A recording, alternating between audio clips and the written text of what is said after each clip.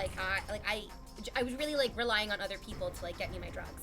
And he gave me this weed, and Destiny was just like, you are not going to smoke drugs given to you by a viewer at TwitchCon, are you? And I'm like, no, he seems cool. He seems cool. I'm gonna trust the man. And I was right too, because that was sick weed. That was good weed. I had a great night. Steven and I cuddled on this like rooftop patio with like 20 people pretending not to stare at us. Because Melina had definitely been like, Steven, you are never allowed to see V ever again. And he was like, okay, Melina, for sure. I'm just gonna go to this party and tongue fuck her ear. And then tell you about it later and beg for forgiveness. And then I mean, obviously that set the tone for a lot of their relationship, didn't it? Yeah. He's very much a like, I'm gonna ask forgiveness, not permission. Yeah.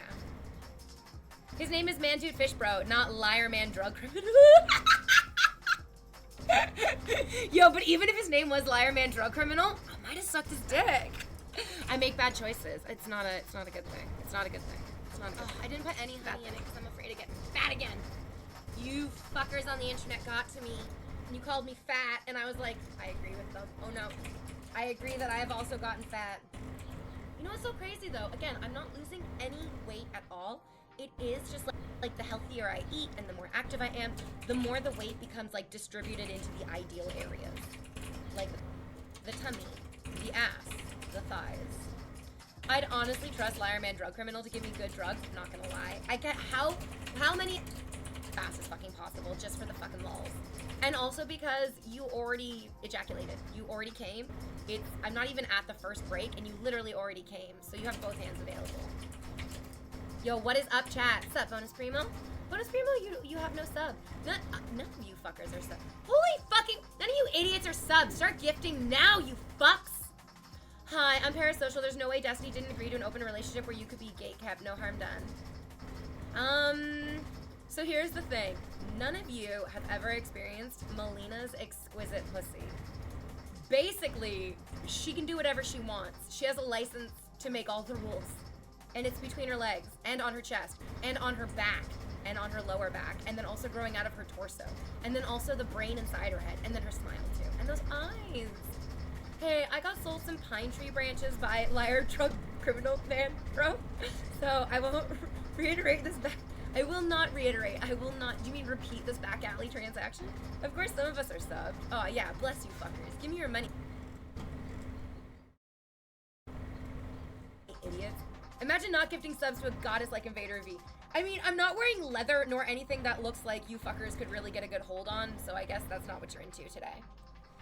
But that's good. I'm not here to impress you. I'm just here to press you into a state of depression.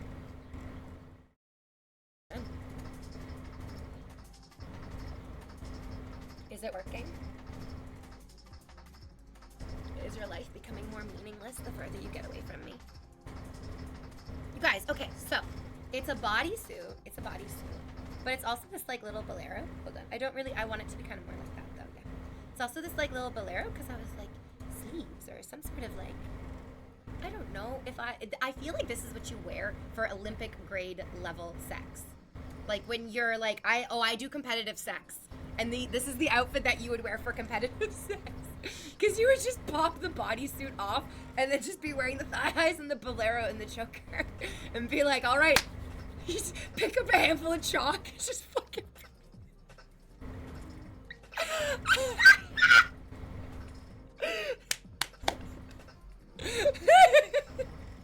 Just get in the fucking ring. Oh shit, I think I would absolutely do ranked competitive sex. Chalk it up to a victory. Guys, the vision of me grabbing a handful of chalk and patting it on my, like, just drenched pussy is out of control. Oh man, it's so uncomfortable, like a paste. Why? Do not sell today's outfit short, it is still fire. I mean, I know that, but do you fuckers understand how great I look? No, you don't.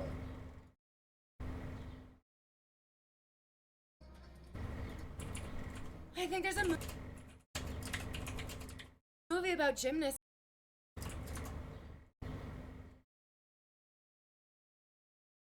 With a scene like that. Oh, raise my thoughts. Are you making...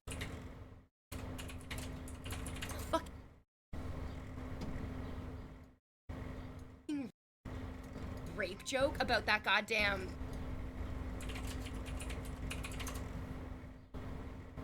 guy who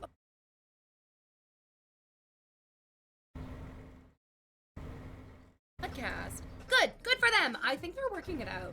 I have no idea. Their marriage is none of my business, but it seems like I think both of them are like working it out. I don't know.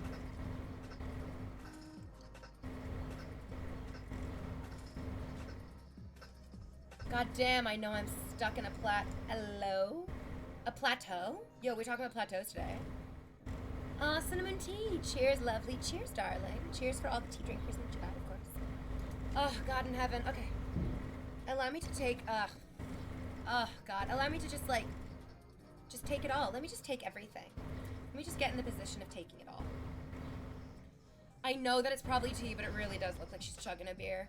I mean, you can just imagine whatever you want. You can, like, you can rotate a cow in your mind's eye. Hey, V. Hey, cutie.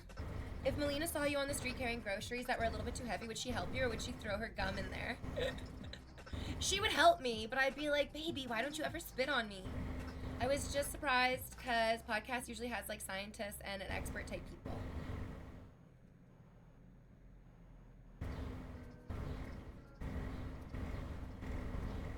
A cutie? What? I'm not a cutie. Oh my god, that's so cute.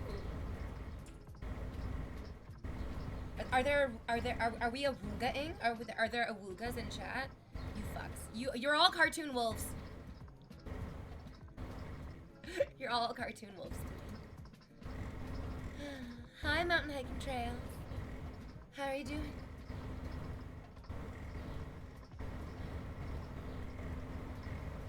Oh, my treasures. Oh, my loves. I love strumming. I love sitting here and just telling you the business. I love just ordering you around. I love bringing you to your knees. I love making you miserable.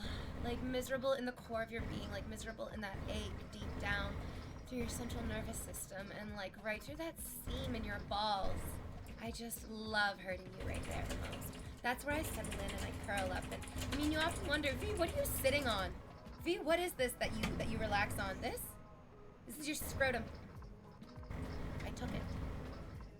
It's mine now. And I sit on it.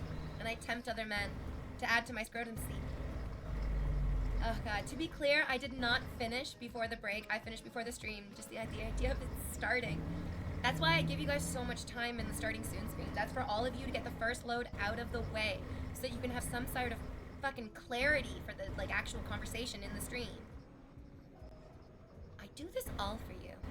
I do all of this for you, and what do you do for me? What do you do for me except for paint the underside of your desk a very, very, very sickening beige color? I was wondering where my scrotum went. I have it. Good thing I keep my scrotum in my face at all times. It's so damn hard to wake up in the morning. Please, sit on my scrotum. No, we do not deserve you at all. We do not deserve all that you do for us, especially squeezing all this absolute fucking ass into these tights to keep myself from getting banned, but then you also in pre-cum joy. The loading screen, a functional double entendre. Prescience! Prescience. If I wasn't illiterate, I would VIP you immediately. Can one of the moderators give me the command to VIP Prescience? He deserves it. He absolutely, he deserves it. Wait, what did you say? Oh, fuck. Prescience deserves it for what he said last week, which was, a woman's juices help break up dirt and grime. That's why it's so hard to reverse the gender roles. And, like, he said that, and I was like, I'm gonna get banned for getting fucked live on stream in front of 1,000 people. He went in raw, and he went in hard, and he went in unlubed, and I felt it, and, like, I'm still limping. That was, I don't know if Prescience sent back feminism, 48 years with that comment. It killed me. You are literally maggots. It's true. Maggots with an M. Although I think I might be allowed to say the F word because I'm gay. When I click on the click here to order now, for your merch, I get redirected to a page that someone's trying to steal my info from. Oh, that's not real merch. I should take that down. That's nothing. Yeah, don't do that. We are gonna make real merch. We really are gonna make real merch. So, guys, good news. Surprise. The 5-year anniversary of me streaming is coming up. So, I guess since I've been streaming for half a decade, I should maybe make some merch. It only took me 5 years, guys.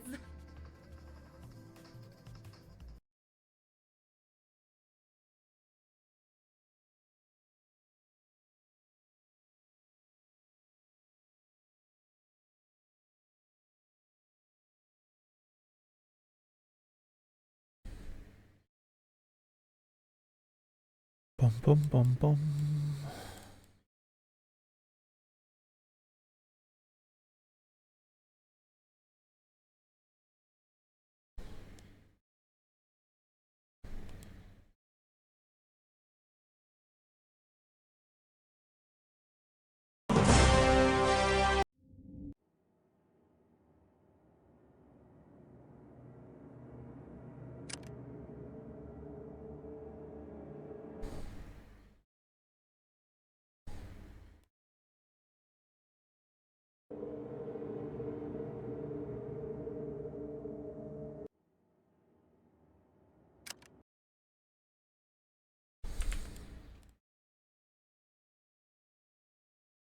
Just a whore.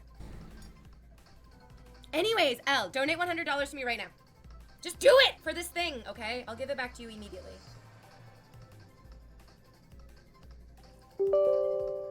Oh, we definitely need new badges for sure. We need to do so much new stuff. We need more emotes too. We need an emote of me losing my mind because I'm a brain dead whore. That's also true. And soup is not a meal. Is this some kind of money laundering? I just need the alert. I need the alert for this thing I'm telling you about. The gang bang. Basically, do the alert so you can meet our new friend. Like, I'm not even joking. I hope he's not watching right now because I'm really embarrassing myself at how horny I am. I got my 4 years. Whoop! I don't have a speech ready. I was never prepared for this moment, but I'll write one. You're a sick man, Prescience, and I probably shouldn't encourage you, but literally if anyone was going to murder me and then like write manifesto in my blood, it should be you.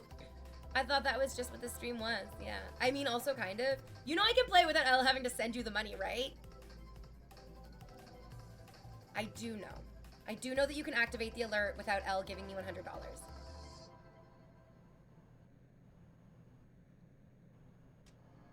It's not changing my order.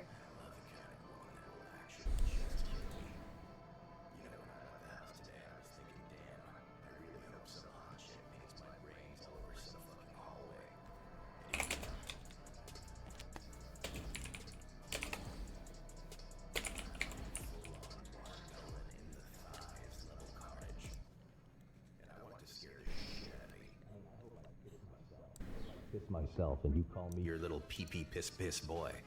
I want you to fuck me up. I mean, I want you to make me your bitch. Your little pee-pee piss myself bitch. I want it to get embarrassing. I mean, like, weirdly embarrassing. Unsanitary, too.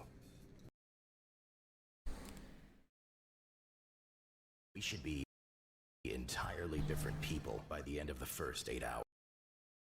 That line is where I lost consciousness and I was able to achieve orgasm. I'm not normal, ma'am. Please, you have to crush me.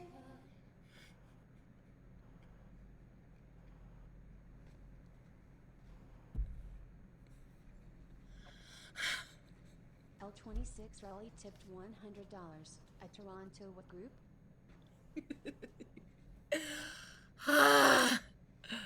Oh, God. Whew, baby. Oh, God. Oh, man. Oh. If I listen to that every single day, your glass is literally too small. You need a larger glass. Guys, I'm about to pop a titty out to keep these tights in place. I am losing a game here. Holy fucking Christ. Elle, the guy who does that voice for that video, lives in Toronto. Yeah. With his beautiful wife, who I hope is as bisexual as I am. Otherwise, she's gonna have to just watch. Oh man, that video is, oh my God in heaven. It went, so the alert went off earlier because I'll give you your money back. I don't want your fucking money. And I should pay you for the experience of getting that alert on the screen. I should pay you every time you guys play that alert for me. Guys, I might have to go change my bodysuit. I love it. I love it. It cracks me up. It's so funny. The delivery of, and here we are, is just too much for me. It's literally too much.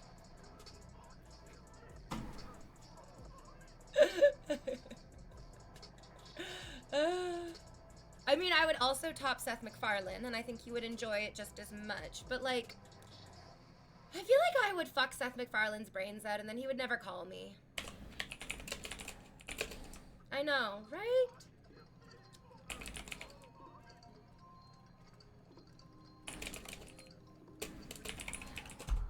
I don't know. You know? Just something about him. Seems like he wouldn't call. What a first world problem. I mean, honestly, sometimes it's better that they don't call because after what you do to them, it's a little bit like, oh God, are you still alive? Because I buried you after I put a bag over your head and dumped you in a fucking pool. And you're still here in a video game? That's just what some people like in sex. And who am I to deny a kink? That Spike Spiegel speech defines me. That's why it's the alert for $100. That's why when you give Invader V $100, you are literally, that's it. That's what's happening. There it is. Guys, I don't know exactly, but I feel like I want it to be like, kind of like, ooh, hi Samurai Wesley, what's good, babe? Okay. I'm having too much fun today. I need to like be focused. It's a Monday. It's a Monday for Pete's sake. I'm supposed to be like very hard and very, yeah. Whoa, that's why we don't open DMs on stream. Whoa.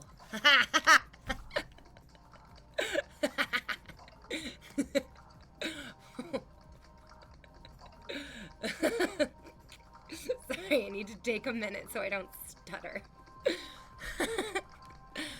Oh, I'm gonna ban you. Mondays for groceries and brooding, goddammit. I mean, yeah, Mondays are really, really hard days. Mondays are kind of complicated days. Mondays are when you wake up and you look at your weekend and you're like, so what did I do this weekend? And I don't know. It's good. It's like, it's good, but it's also bad. So like the boyfriend turned 40 recently. It was his birthday this past summer. And that's like a really, really huge milestone. And when you turn 40, all of a sudden, you're super close to 50. And 50 is like 50, you know what I mean? Guys, I'm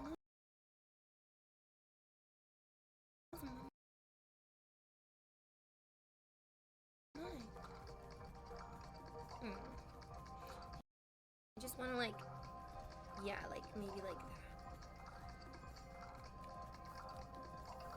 So yeah, 40 is like 40 and then like 50 is like 50. 40 is like you're moving, like you're going clear, you're getting closer to 50 than you are to like your 20s, right? And 40, more like, why is Monday my weekend? People are in no mood at all. I mean, Monday is the day that I really love fucking with you guys the hardest. It seems to be your absolute weakest form. Since you said 40, I'm just imagining Tom Selleck. He has a beard and not a mustache, and I literally was like, for my birthday this year, can you please just do a mustache? And then he just like gave me a million excuses why he can't grow a mustache. But anyways, this is the thing. Now that he's 40, he's like, wait a minute. I've made all these like excuses to keep himself like happy and cozy in his like, I mean, obviously very impressive, happy, cozy life. But like, the truth, I'm gonna blow your mind, guys. You can speak 4 languages, own your own house, and make 6 figures a year, and have a girlfriend with an ass that just doesn't quit, and then still want more. And he's like, oh shit, I have all this stuff, and I want more. So like, yeah, he's pushing himself to get more. It's scary though, it's really scary to push yourself to get more. He's inspiring me to push myself to get more. I mean, I'm also like,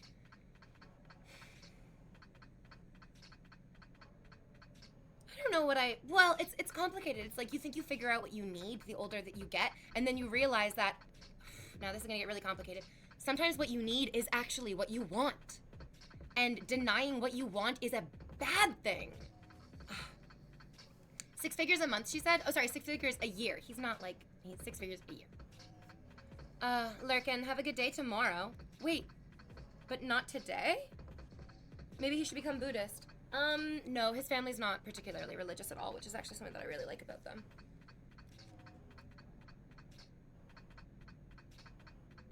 I literally want some za right now. Like pizza? When I started streaming, I was losing my voice. Actually, I should get it again because I'm losing my voice from all the weed I've been smoking. When I started streaming, I was losing my voice so much, I was like chugging oil of oregano. Oil of oregano is really, really good for your vocal folds, for your voice, especially if it's like rough or if you're like having to like use it a lot. And it was like the first, I used to do like mod meetings where like we would all like sit on Discord and like do mod meetings. We should maybe do those again actually. Maybe I should have like a game plan on my life and my work. One of these mod meetings. I was like, you guys, I've been chugging so much oil of oregano. If you went down on me, I guarantee you my pussy would taste like a pizza. And literally just like the silence, the dead silence from all the mods being like, this is not really what I thought my private interactions with Invader V would be like, but I always secretly hoped. You can always have more. It doesn't seem like a good path to happiness to keep trying for more. Eventually you're gonna have to be happy with what you have. So being happy with what you have. Oh, yo, subsplit guy. And the pursuit Holy of shit. happiness is the Haven't purpose of spoken your life. Oh, I since I made woke up. 7 figures. I made $2 million I last just month. downloaded Fallout 1. Wanted to just like play around with it for a while. I mean, I don't think you made that money by talking about. I just need to figure out how to make it windowed. Maybe you should go back to make making money instead of telling me about it. Fallout 1. Can I kiss your hand? I don't think you can. Seems kind of far. Seems kind of far. Yeah, I need to get the high res patch. Abdullah, we love you. Abdullah, my queen. I'm sorry, Abdullah. I don't know why I made you a lady all of a sudden. Let's have a look at my game files. Because I'm the king and I'm daddy. And Abdullah's the mommy. Drink Yeah, enough. it'd be really cool. I want to do You like a make 2 million themed last week in character. Monopoly. If you want more in life and you have the ability to obtain that, then Maybe you I was thinking about doing Hitler I mean, as my the truth character. Is that you, him, me, all of us have spent the last 5, 10, 15, 20 years making decisions, sewing, in the uncontrollable chaos of nature.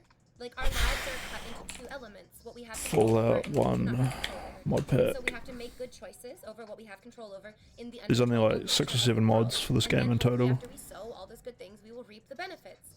So, like, So you we'll just grab a fools! mod You activated the pack, new alert grab off stream. them. No, Ritus. I got El to give me $100. I'm gonna give it back to him. I just love the alert. I'm just like obsessed with the alert. And Oh, I see what you did there. I did nothing. I I can't do need anything. Irrelevant I just didn't add any mods though, and he had his in windowed mode apparently. Can I call you princess? I don't think you can afford that, honey. Oh, exactly, motherfucker. Exactly, motherfucker. Why are you so dumb? Alright, we got the mod pack. Is it because I'm cute? Did I turn your brain off with my thighs? Did the gravitational pull of my fucking body just absolutely just layer your brain cells? I just want to explore the unknown and document it heroically.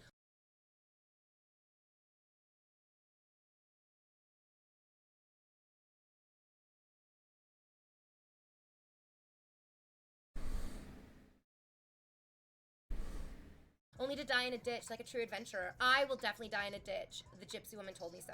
I hope I didn't say a racist thing. It was funny that you stuck around for Mod her. packers. This stream. How do I pronounce his name? I think I'll just call him Daddy. Yo, his voice though. His voice. I Main also need to remind config myself that, files, like, extract pursuing married Fallout women 1, is what V in her 20s patch shit. V in her Fallout 1 30s releases. is just into gangbang. Yes, I'm not pursuing married men anymore because that's inappropriate and I love my sisters. I'm done being the other woman. Just let me fuck your wife, dude. My brain doesn't exist in your presence. That's true. You're literally just a fucking empty presence. What are you drinking right now? Earl Grey tea. You are so... the hierarchy of man is as follows. Man, woman, less... Alright, let's just extract this right into our God, I can't wait to meet a man then. I'd love program to. files.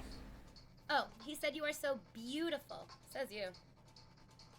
Was there ever a time that you wanted to get a boob job? You were timed out by Stream Elements because Stream Elements is like, her tits are perfect. What the fuck? But you know what? That's a good question. And yes, when I was a little girl and I hit puberty and my boobs grew for those 2 beautiful weeks in grade 5, I was like, oh, cool. Tits are great. Oh my God, I love tits. Alright, here we go. I had the biggest tits in all of grade 5. I was so happy. I was the most popular girl in grade 5, and they grew for 2 weeks, and then they stopped. And they stopped right here. This is it. This is as big as they got. They've been this size since I was 10 years old. They have been this perky, and this round, and this everything since I was 10 years old. Thank God my ass filled out. Holy shit. God, So, me too. I used to have the I flattest did work at ass. a boob job. And then as soon as I also, started, my mom in 2014 running, was doing diagnosed hill with cancer sprints, my and ass went through grew. rounds of chemotherapy and went through So that rounds was of good. radiation therapy. Is in Now I remission get compliments so no on more it all the worries with that. time. So But the genes are maybe not Hell so yeah. good, exactly, because like the chances of then me having breast cancer. My body are, is like, falling not apart, zero, though. So Need to it get back wouldn't out in the be sun, that cut some impressive wood, to flip have, some like, regular tires. therapy, where they would do a double Wow, mastectomy, primal. and then they would give me like silicone breasts. I don't know if I don't know if I like that or want that. So someone jinxed you for sure. Did that work? I thought the game was about to Perfect launch. breasts. Oh no! Oh no! My tits are perky forever. Oh dang!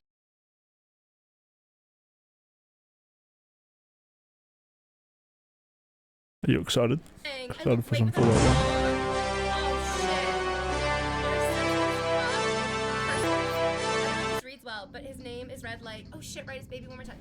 The chances are never zero. Can we have kids? Alright, sorry V, you gotta go. I really don't think so. I'm Boobs definitely were sick of very her in stream. in the early 2000s, but butts have been meta ever since. I mean, butts are always in. Butts have always been in. But breasts are also excellent. Yeah. I love your hairdo today. Thanks, babe. Touch butts as well. Yeah. Dun, Don't boots get dun, bigger when you dun, go dun. through birth? Yes. Oh. I think, like, it would probably pop Okay, in. hold on, I'm gonna sit up right so I don't can know read if it reads chat well, but it's like Gianni? Is it Gianni or Yanni? without breaking my neck. Did I just unplug my... Again, I'll just call him daddy until he tells me not to. Because I'm respectful. I think if you gave yourself boobs, it's a curse. did. You're just adding red flags. You want to be under the radar responsible. I love my natural breasts. I love my natural breasts. Big butts weren't in though. Yes, they were. Big butts have always been in. But in the early 90s, the people who were in charge of the mainstream media were like, oh, this is what's attractive. But like, it's not like black men and Hispanic men and South American men and Latino men in the 90s were like, do you know what I love? Latin Whoa, dance? V, settle Absolutely not. down. No. It may be some white Gonna men get that cancelled, were V, like, stop. trans are the thing, for sure. No, And, V, like, don't okay, if do that's what white men it. wanted in the 90s, that's what white men wanted in the 90s. But like this idea that like it like wasn't in or it wasn't, it's just it's perspective, guys. Yeah, let's have a quick It's look very at what the other mods are. There's just bees right now? Yes. Little bees. Little baby. Because there's probably some good ones.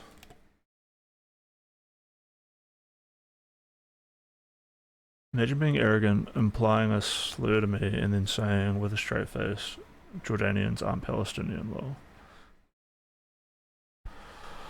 Yeah, true. Nice one, Destiny.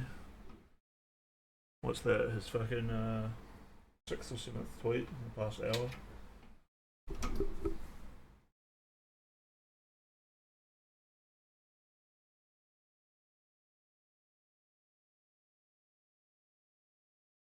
Bro must be tweeting in his sleep because he sure as hell isn't streaming.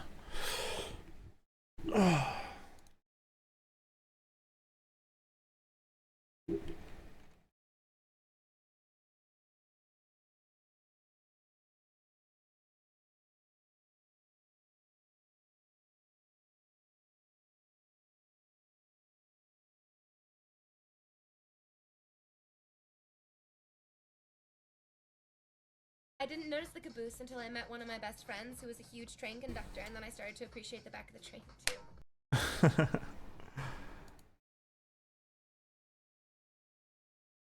So we got the high res patch, Fallout Fixit, compiles all patches and mod lists here. Fallout Revisited and the update mod. Fallout 2, the aim of this project is to bring the first Fallout game into the engine of the second while utilising Fallout 2's features. Features a lot of bug fixes. Not a one-to-one copy of the first game. If you want to play 100% real OG experience, just grab Fallout 1 and the fixed mod instead. Okie dokie. Let's move this over here. Fucking Vader V is an energy vampire though, already tired of her 20 minutes in, too much energy. Did I see the Fallout trailer? Yeah, I was super not interested. With like the whole Bethesda Fallout thing, I just never really had much interest in it. But I really loved 1, 2, Tactics, 3, and New Vegas. A New Vegas, like a remake, like a New Vegas like update would be awesome.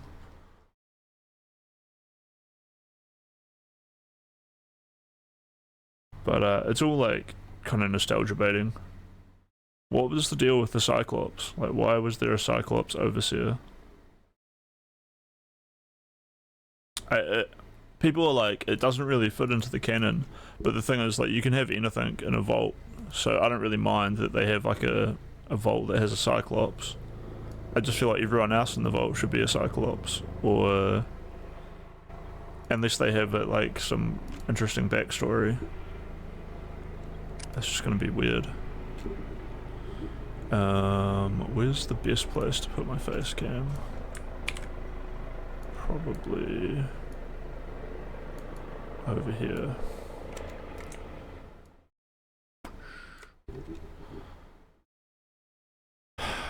Maybe I should have 2x'd all this. I don't know why it's so small. Whatever. We want to modify the character anyway.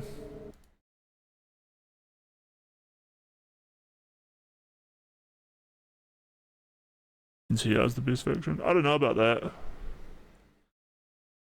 I've dove in like pretty far into all the Fallout lore. At least like for up until New Vegas. I did play the 4th one twice, I think. But I didn't manage to like get through the Nuka World expansion and stuff, so that would all be like pretty cool maybe to do one day, but NCR is cool because it comes all the way back to Fallout 1, where Shady Sands, which is in Fallout 3, is in Fallout 1. You like help drive out like these, even the tribes aren't really big in Fallout 1, but yeah, you help drive out the local gangs and bring together the things. Alright, so my meta build here would be agility. Agility is just like super cracked in this game. It helps you use all the guns and it helps you get more action points. And then I would usually pick one of these. Yeah, like,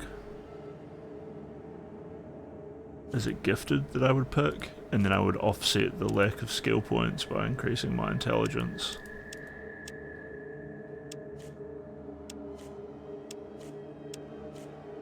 Yeah, we were trying to get Irrelevant to build an incel build,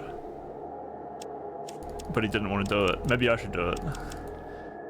Guys, I think you'll find that I am the main character here, and you oafish buffoons will understand that once I've had my way with this town, I will become the true Giga Chad.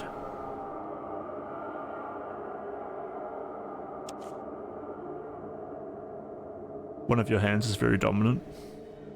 You excel with single-handed weapons, but two-handed weapons cause a problem. Because he's always whacking it. Fast shot.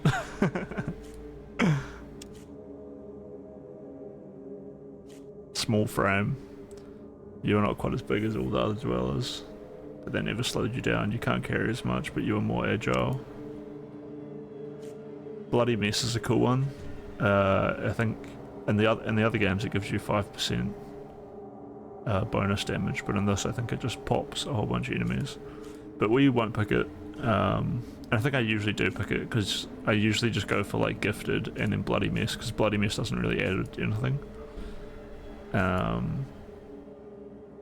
But it's cool to like see all the death animations, so we'll not pick it this time.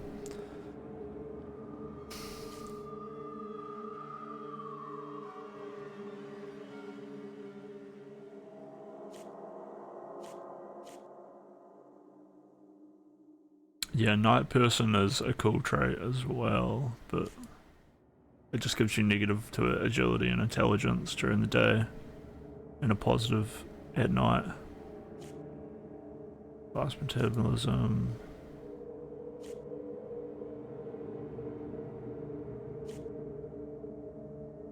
Alright, so let's get some endurance, because we have tanked a lot of abuse in our life.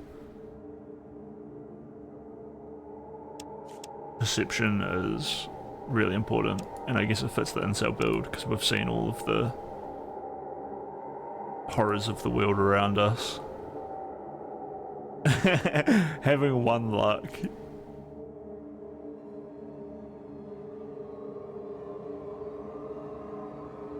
This is one of the really good Fallout games where like decreasing your intelligence is really funny as well though, because you can just have like no intelligence and be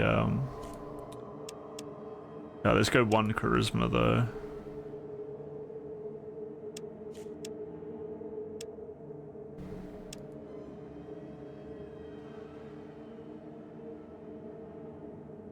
I need to find somewhere to put my points. Maybe we'll bump these up. Just they're not complete dump stats.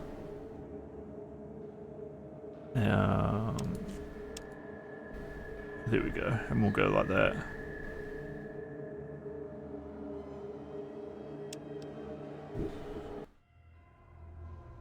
At least, even though my strength is low, I'll still hit We've got a a lot of problem. my hits. A big one. The controller chip for our water purification system has given up the ghost. Can't make another one, and the process is too complicated for a workaround system. Simply put, we're running out of drinking water. Oh yeah, actually I watched a Nuka World Water, speedrun, no vaults. and the boss fight didn't look that cool or anything. This is crucial to our survival.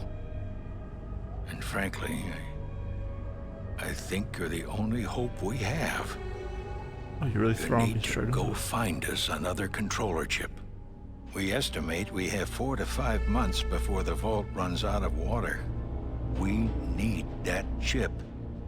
We marked your map with the location of another vault. Not a bad place to start, I think. Look, just be safe. I didn't even beat Okay. Far Harbor. I think I went on it and I walked like around on that island for like half an hour or 40 minutes, and then I ended my playthrough. Just found other things to do in life, I guess.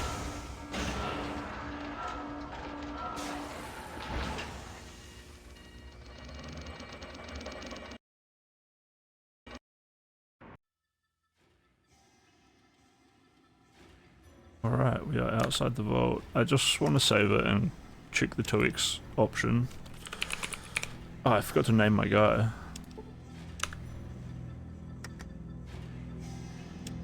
Fuck. I'm gonna have to rebuild my character and rename him with something good. Scaling 2x, 32 bit rate, refresh rate, 60 hertz. Hopefully this works. Yeah, that looks way better.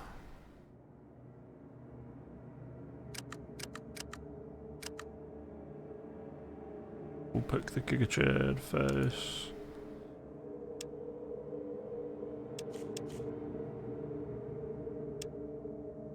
One-hander, small frame.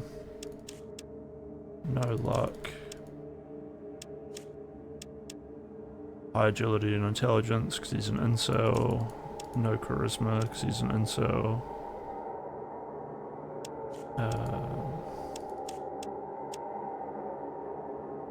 And we get 2 more, so we'll go strength, and we'll just go 2 more in strength. Oh yeah, I need to pick. I didn't even look at my yeah, my dude was called None. What can his name be?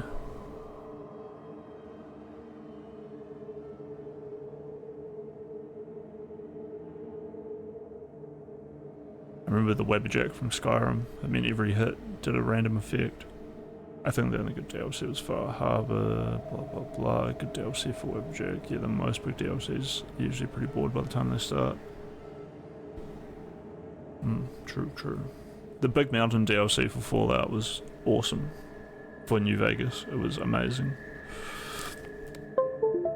Fuck, my hair looked so good before. Maybe it was because I was just lying down. There we go. We'll give it a little puff. Oh yeah.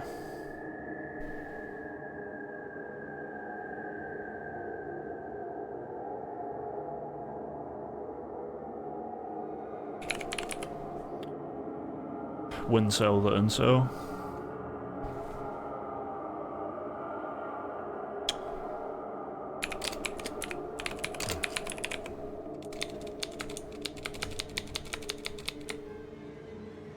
What's Season of Discovery?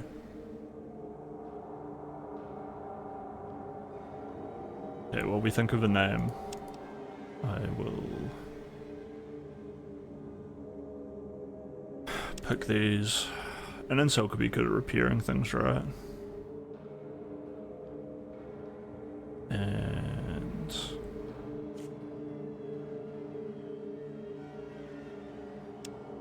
maybe melee weapons so he can knife people. And sneaking, because he's a sneaky incel.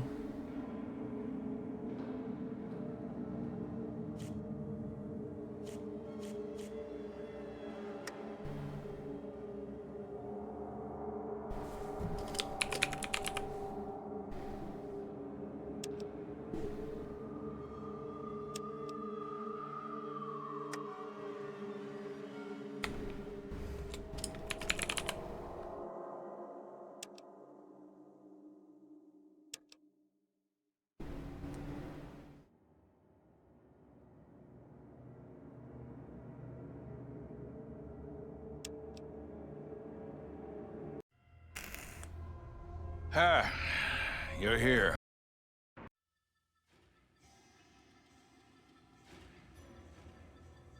Alright, this is the game. Gotta remember how to play. Okay, so we hold and click. Oh, we got a gun already. .10mm jacket hollow points. And those are armor piercing.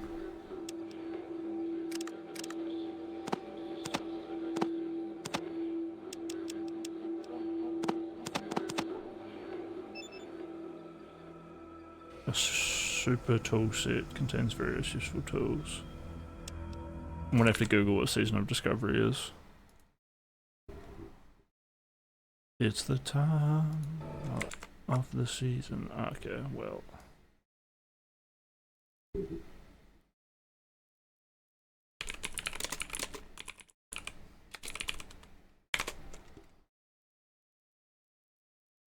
Star Trek? Oh, it's the new Warcraft thing. Yeah. I was wondering if I should like learn to play World of Warcraft or something, but it doesn't really matter. Okay, first fight with a rat.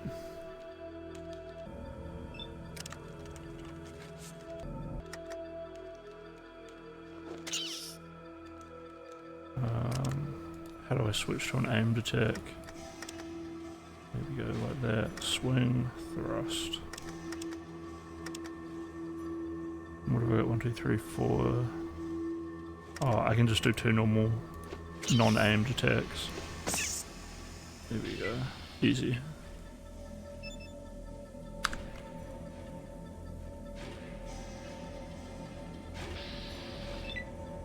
How do I move my screen? Oh shit. I use the arrow keys.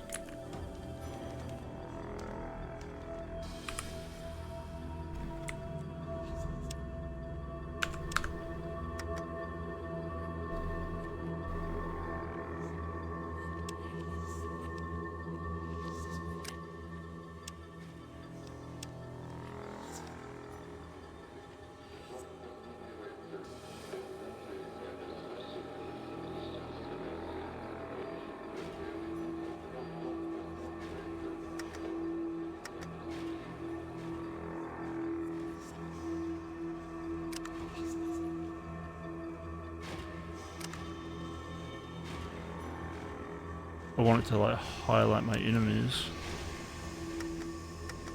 Okay, I just have to click that to highlight them. And it didn't work.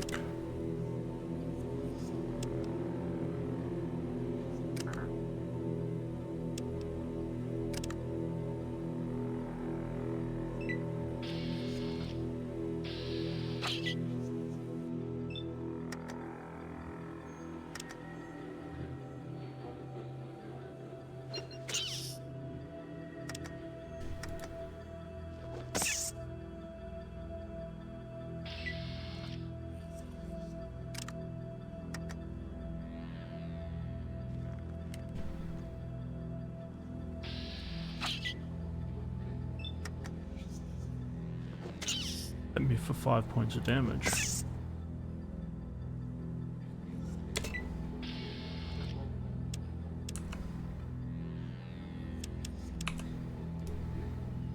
I need to memorize these. Sneak is 1, lockpick is 2, steal is 3.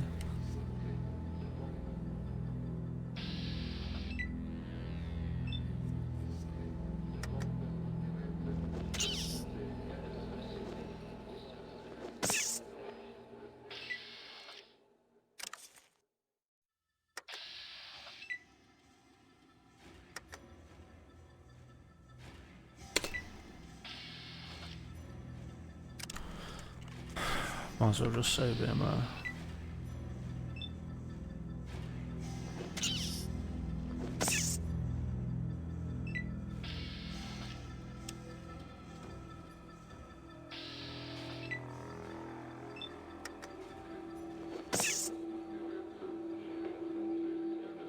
Seven-point crit.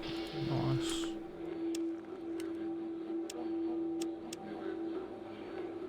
Okay, so because I'm running, I need to hold shift to sneak.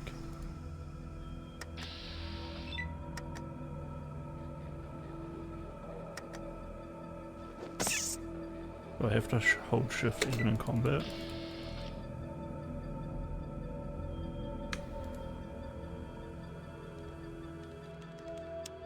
Do you mean the atmosphere of WoW, or do you mean the atmosphere of Fallout?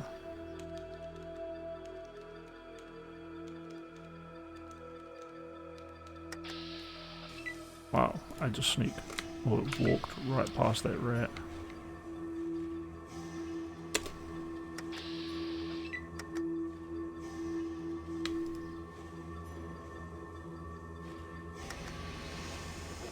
Nice, pulled off a sneak attack.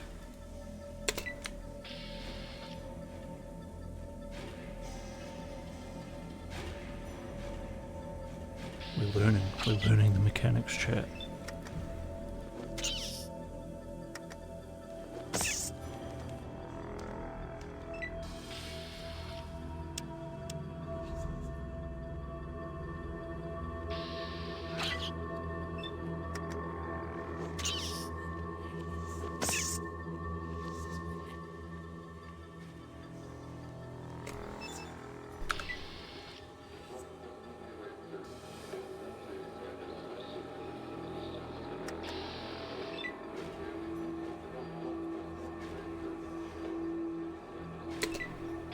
Oh, I just ended my turn. That didn't even matter. Okay. Whoa. Yeah, where's my health? I got 18 HP. And I got like a lot of rats.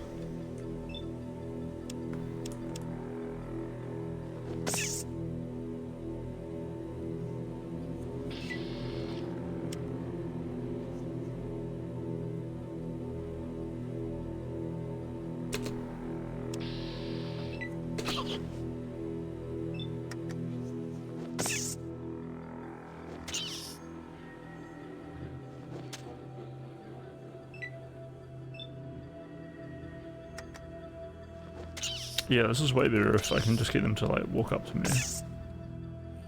And then just hack them to death.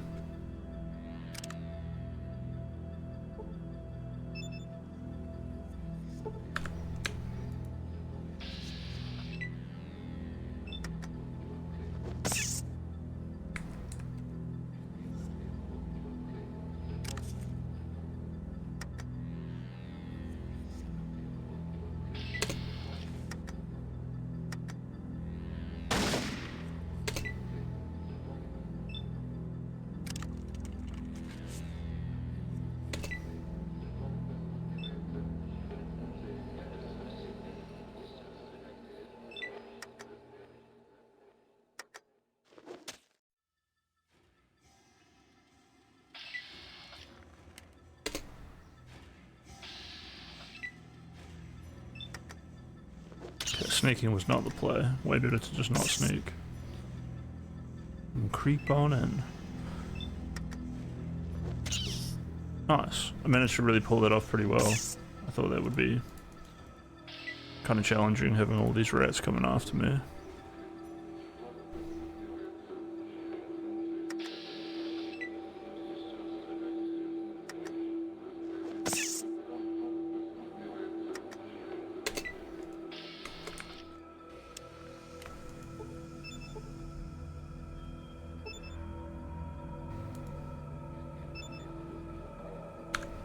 So that's like interact with an item. We got bones.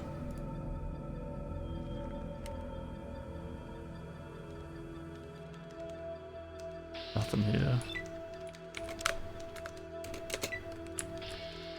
Okay, so A is attack. S is my skill dex. P is my Pip-Boy. Or something. Yeah, P is Pip-Boy, okay.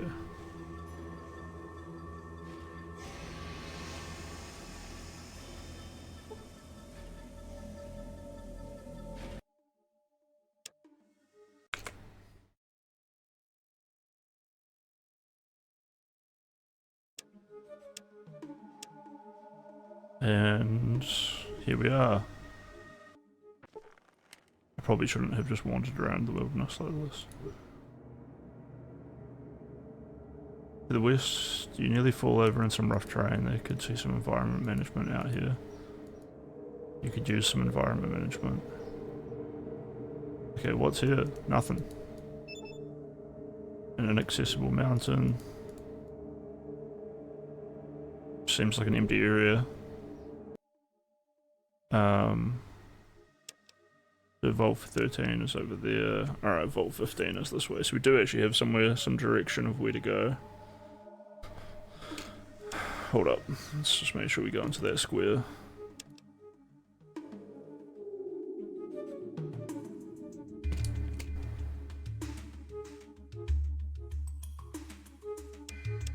Hold up. Wait a minute. Welcome to Shady Sands, stranger. Please holster that weapon while you are here.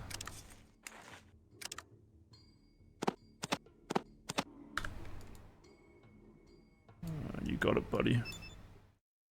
I am Seth. How can I help you? I'd like some info. What do you want to know about? I want to know about this place. This is Shady Sands, a peaceful community. We have our own irrigation system and we can grow our own food. If we were not plagued by the raiders and red scorpions, we would have no problems. Alright, so this is Shady Sands, like 300 years before we see it in the other Fallout games.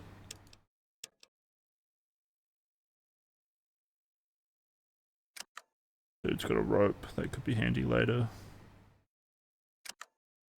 Tell me about Shady Sands. You're standing in it. Vault 15. Vault 13. Alright, whatever. I want to know about the red scorpions. Those damn red scorpions have been after our Brahmin since we moved here. Not a week goes by that someone doesn't get poisoned trying to keep them out of the pens. Last week they took my brother Jarvis Rislow. The doctor said that he's looking for an antidote as quickly as he can. Hey, if you have the means to help us, why don't you talk to our leader, Ardish?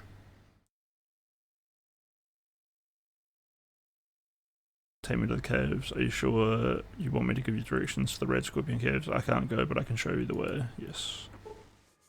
Oh, okay. So it just teleports us straight there. It's not what we want. You see a dog. My name is Katrina. My job is to greet villagers, greet strangers, and help them understand our village. I'm looking for a water chip. As a matter of fact, yes, I have seen a water chip. My old home Vault 15 had one. I haven't been there since I was hurt. You might find what you're looking for there. Someone said they tried to go to the vault.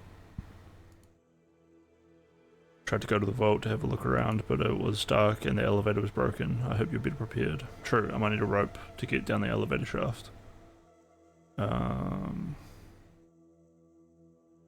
me about yourself. My life is very boring. I was raised in a vault. I lived there for many years. Unfortunately, we were crowded. Life was bad. Blah, blah, blah, blah, blah.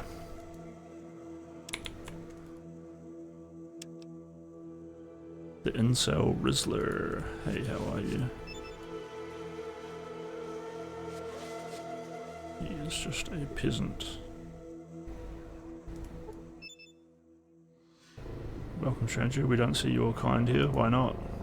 Look, Shady Sands don't need your kind from the hub or Junktown, wherever you're from. We do pretty good by ourselves. The last trader from the hub sold us a malfunctioning irrigation pump. We've had it with your duty deals. You got it. I'm not like that.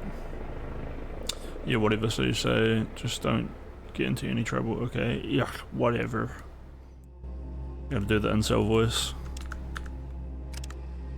I did call him the incel, right? Yeah, his name is Incel. Oh, how do I open doors?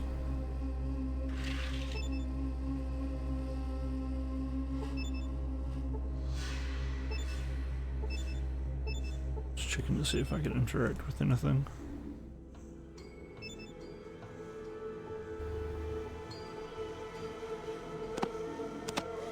Nah, surely these dudes will fucking kill me if I take their stuff.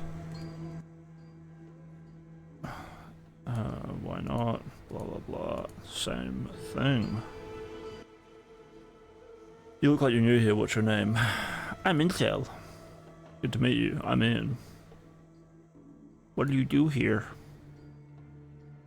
I was a guard for the merchants of the hub. However, I was shot during a raid by bandits. I've been staying here since the people have helped me recover, steal my knowledge of the outside world and experience, make me useful here. Shady Sands is our home now. Occasionally I even get to visit Junktown or the hub to do some trading, since I'm the only person here who ever has really left town. Where's the hub in Junktown? The hub is a big trade caravan from south of Shady Sands, run by several different caravan groups of merchants: the Water Merchants, the Crimson Caravan, and Fargo Traders. Junktown is a little south and a ways west. It's smaller, but still a good place to drop in for a drink. It's overseen by a fellow named Killen Darkwater, the local shopkeeper, sheriff, and manager. Thanks. Tell me about Seth. Brave fighter. He occasionally goes to the Red Scorpion Caves to kill a few red scorpions, but they always want to come back. Oh yeah, I have my gun actually. Maybe I could kill them. Red scorpions are very dangerous. They have a poisonous stinger in the tail and they're very quick. I've just been trying to find a way to get rid of them. Yeah, well, I should probably get the quest before I go there and try to fight them. And come to think of it, my dude is not very good with, here we go. My small gun skill is kind of low.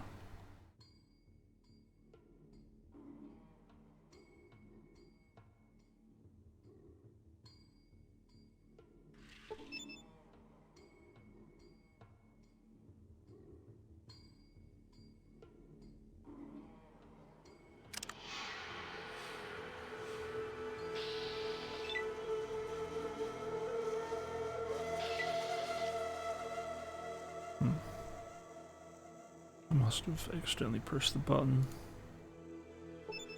So this is Shady Sands, just 3 buildings.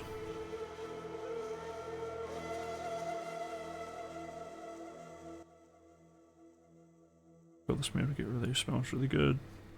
Why thank you, I'm sure you will enjoy it. Thanks for your compliment. I'll tell my friends about you.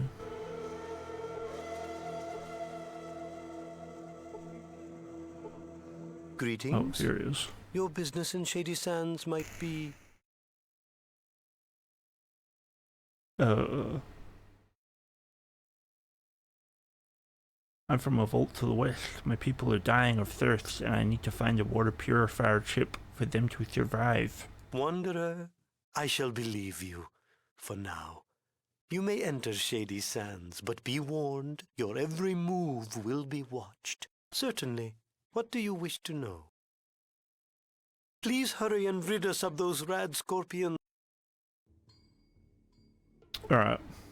They seem to be pushing me to like a first I quest. heard there was a traveler in town, but I was kind of skeptical until I saw you. My name's Tandy. What's yours? My name is Infil. Remember it. Well, how do you like our little town? Bored yet? It's okay, I guess. Yeah, well, you don't live here. There's nothing interesting to do. And believe you me, Brahma tipping gets old real fast. Me? Leave? I wish. I don't know enough to leave alone, and no one else wants to go. And worst of all, my father says he would have a heart attack if something happened to me. Well, thanks for talking. We don't get many strangers here, so it's always good to...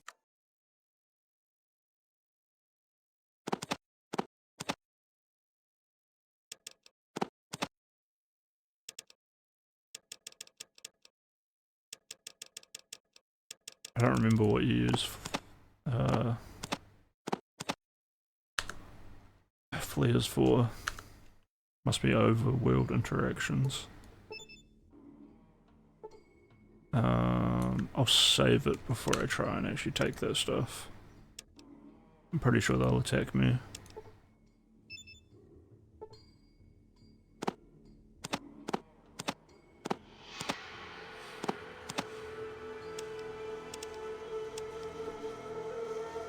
Oh no, we're all good.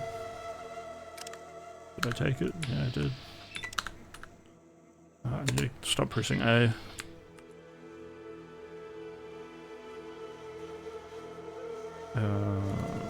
Might as well check this house. And then we'll go do the scorpion thing. It's late, come back in the morning, but I need your help. Are you hurt? Yes. Great, Brahman, why didn't you say so? I did. You're barely hurt, you won't come back in the morning. I'm trying to kill some red scorpions. Do anything to help. Why would I be able to help you kill red scorpions? I'm a doctor, not a warrior. For that you need to see Aradish or even Tandy or her boyfriend Seth. Leave me alone. Yeah, we need to find Tandy. She's like the ancestor of those cool characters in Fallout 4. Please do not take my things.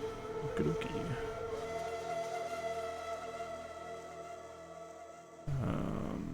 Tandy must be in that building. Let's just run over here and take this guy's stuff first. Here's my character. There he goes.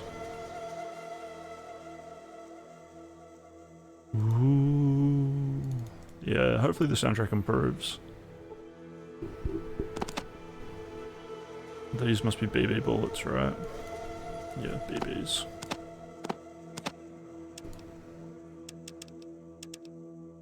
And some Full Metal Jacket rifle rounds.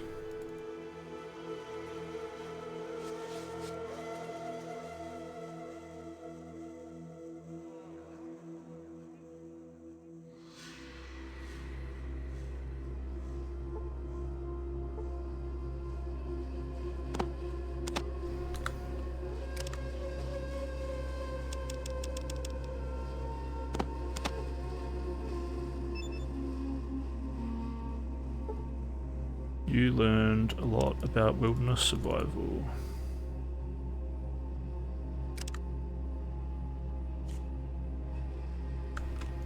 Wow, 11%. I guess that means I'm gonna run into every single enemy that comes my way.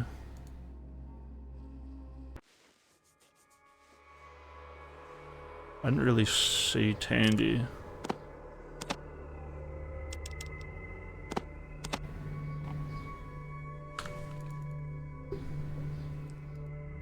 Holy.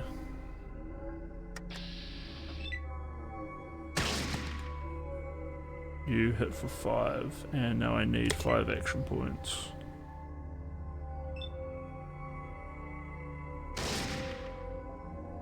You missed.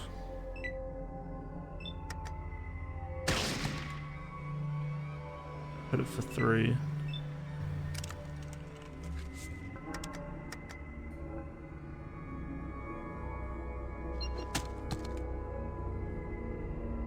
Hit it for 3. Red Scorpion was critically hit in the head for no damage. Nice. And I've been poisoned and hit for 3 damage.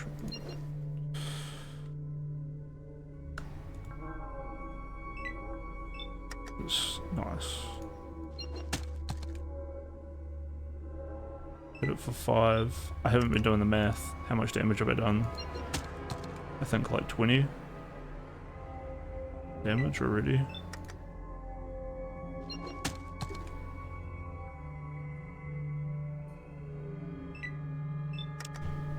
No damage.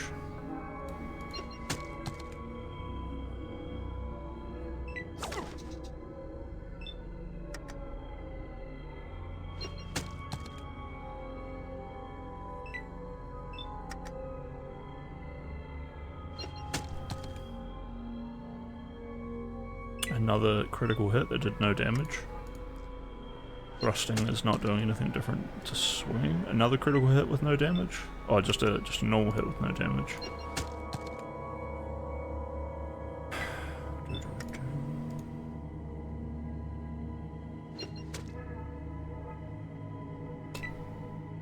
Oh, fuck, I thought it was dead.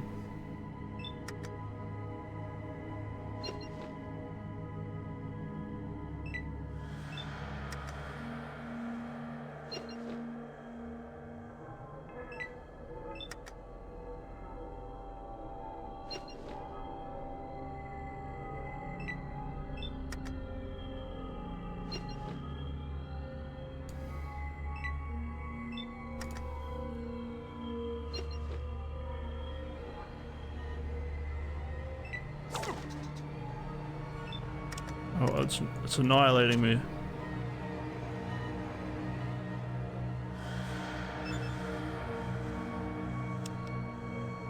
Okay, I gotta get out of here.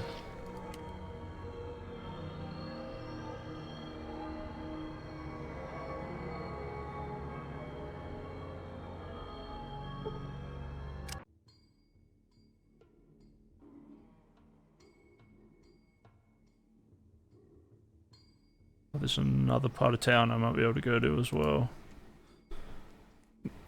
Maybe Tandy will give me like armor or something if I find her.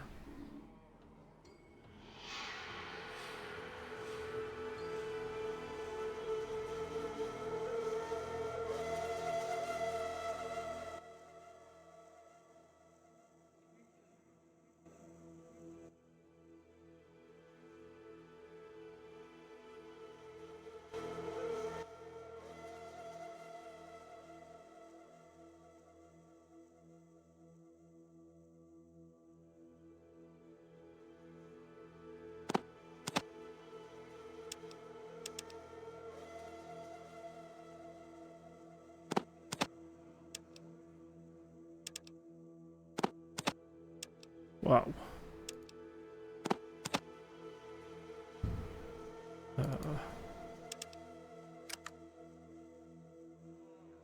Why is he so expensive?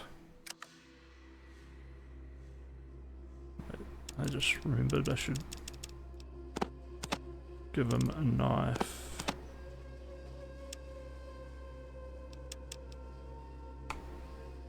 Nice, they updated it so I can just type in how much money. When this came out, you had to like press the button 40 times. Kill me for free, dude. I think my trade with this girl was better. Was it Fandy? Hello again. What can I help you with now?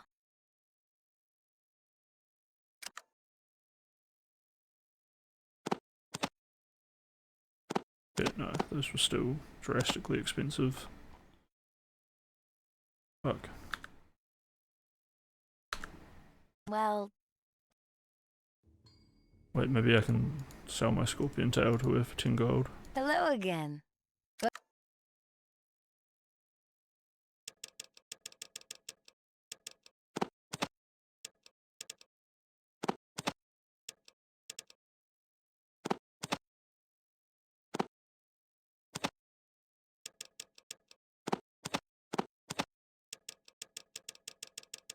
Oh, I forgot to grab it.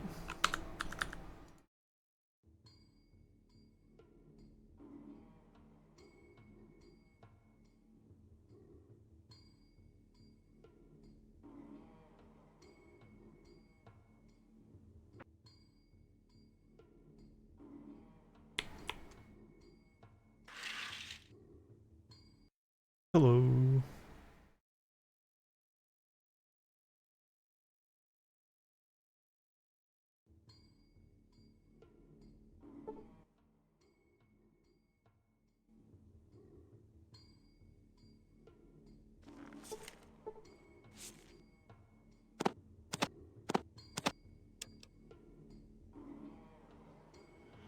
Good day, don't bother me.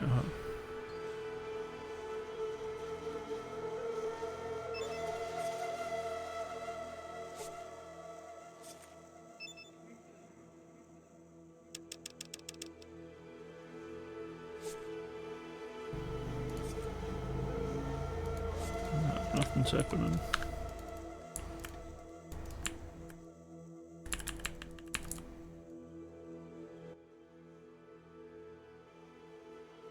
What are you doing? I'm a farmer. Okie dokie.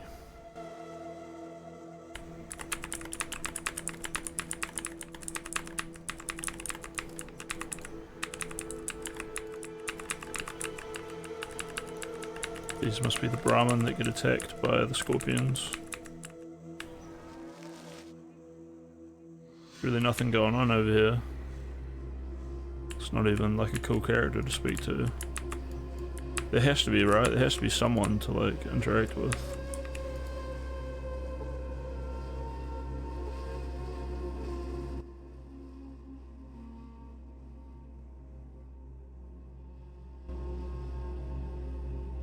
Just the farmer and that random dude.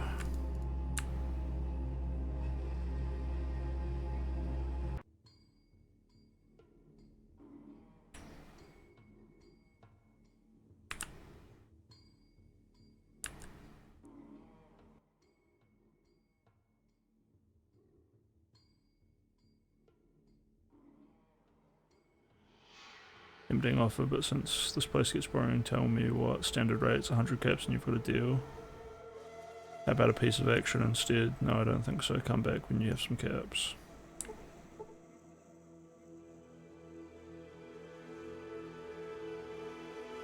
It's not even anywhere to like rob around here. I'm unarmed, please put your weapon away. Why is that? If you don't put your weapon away, I will not talk to you. There are many people like me. Should only use force when the situation calls for it. Surely someone can help me.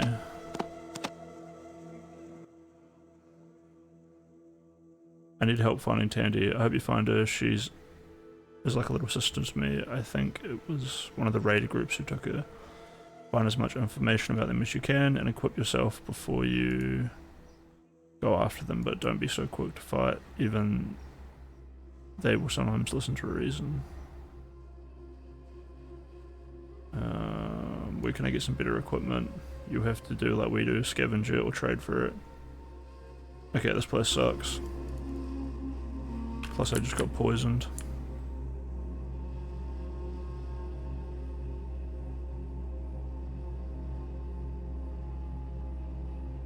I kinda need to go get that scorpion tail. And then hopefully sell it for like 10 gold, or either sell something else for 10 gold, get some healing. And then maybe just continue on out of here, unless I use all of my ammo to maybe kill the scorpions.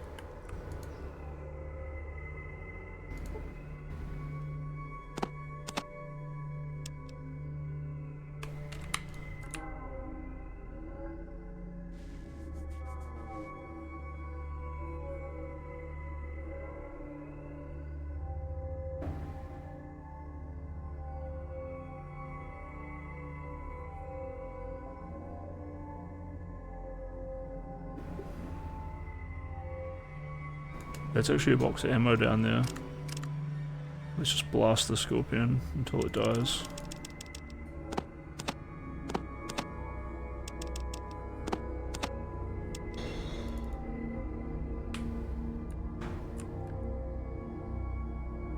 You take damage from poison. Okie dokie.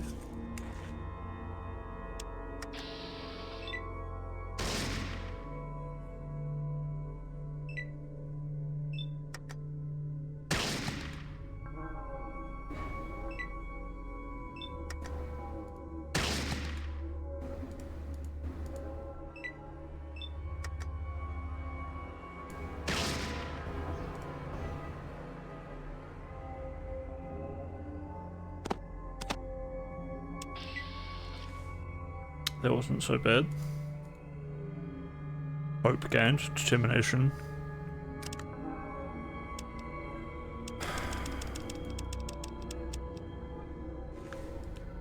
I think there was a bunch of 10mm hollow points. Fuck it, let's go for it. Let's see if we can gain a level. Where's my... I need 280 experience points to get to level 2. I'm not sure what I want to put my points into, probably my small guns.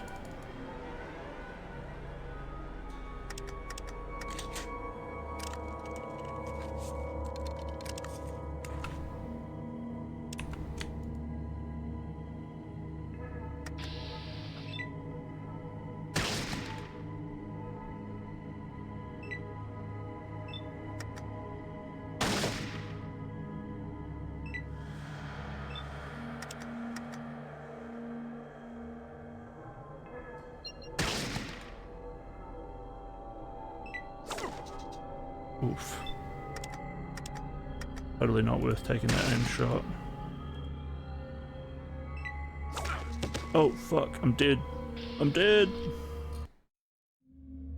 Your life ends in the wasteland.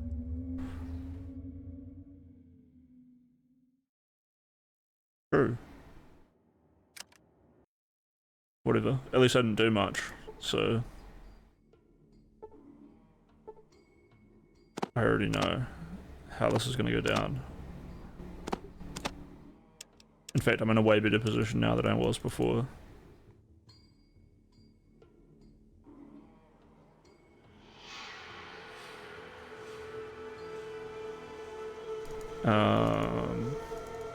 I'll ask her about finding Tandy just to make sure that doesn't like trigger some sort of quest thing.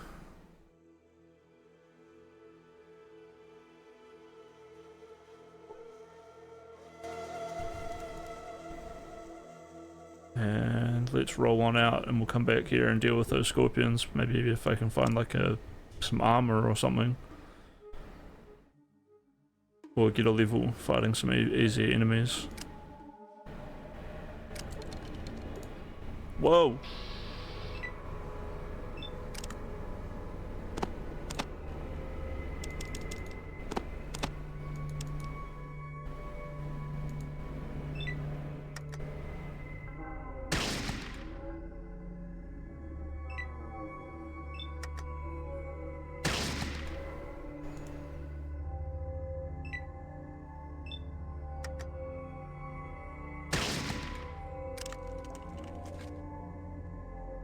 Like, I actually don't want to get poisoned.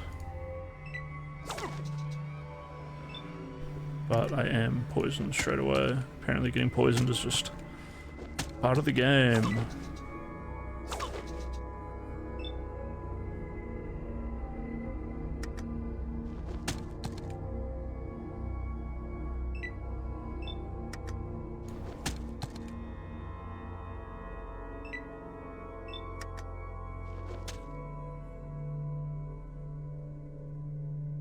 Absolutely bodied.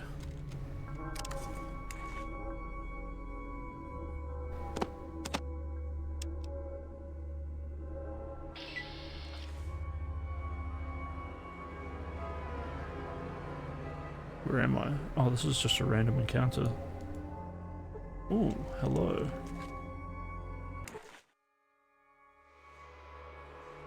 Oh, this isn't a random encounter, it's the vault.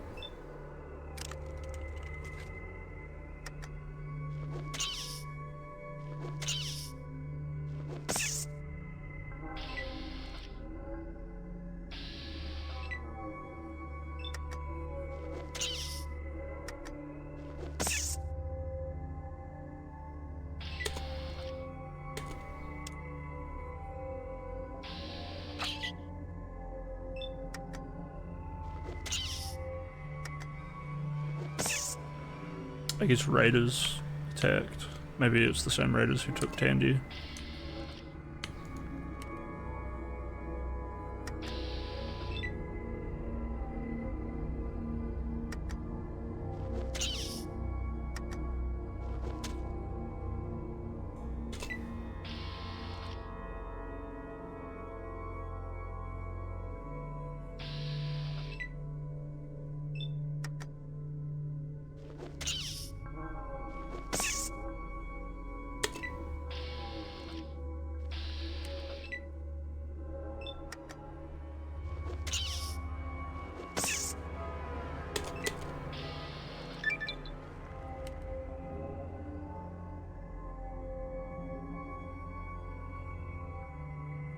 Me a little rat.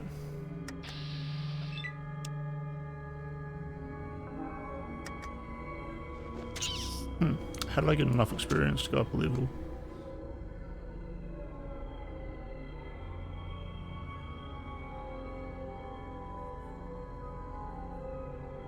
Crushing, I got 110 from the Scorpion. Did I get a small shack is all that remains in this area? Fortunate. Your records indicate a secondary vault entrance 15 inside the shack. You gain 250 experience for the knowledge you have gained from Katrina. Okay. Lucky I spammed all those dialogue options. Alright, level 2. Let's go.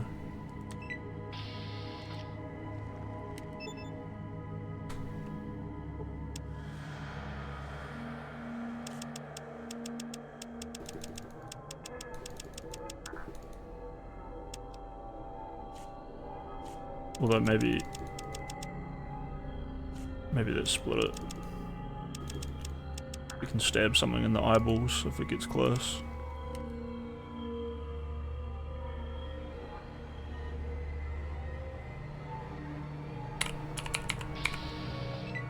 Whoa! Something like this. Oh, one hit. Get bodied. Get fucking wrecked, dude.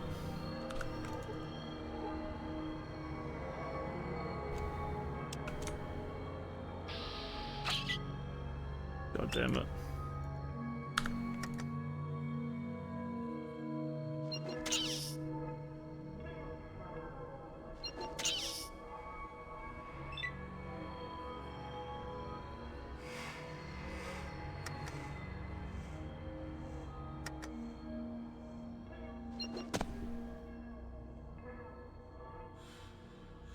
Caveret was critically hit in the head for 21 points, squishing the rodent's skull like a wet paper bag. Love this game.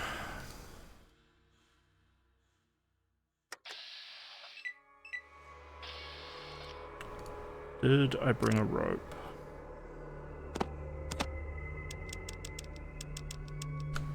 Didn't. I need to go get one out of that bookshelf.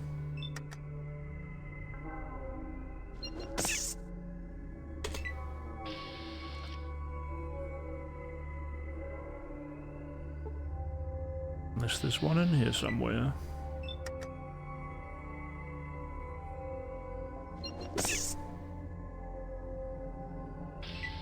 Satisfying. I'm glad I put some points into melee.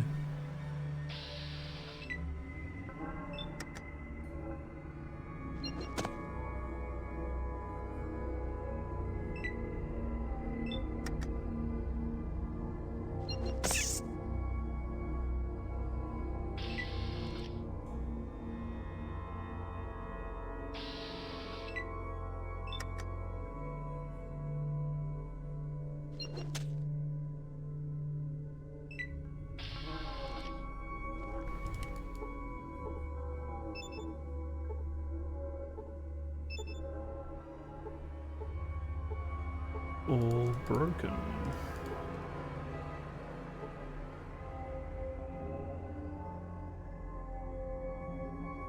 Any secret dome walls? Oh, there's a locker there. Nice, lucky A. Decided to check things over. Nice. What does this do again?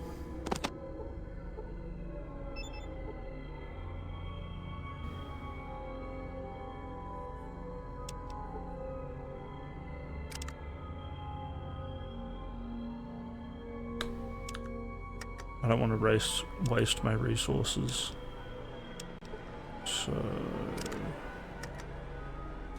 let's just try doctoring. We failed to do any healing.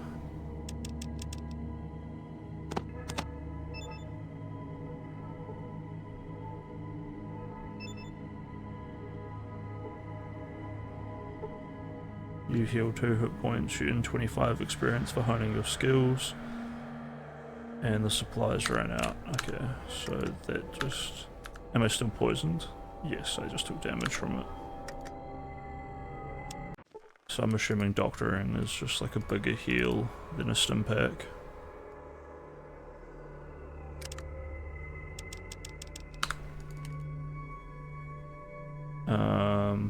We'll go get a rope and then we'll come back.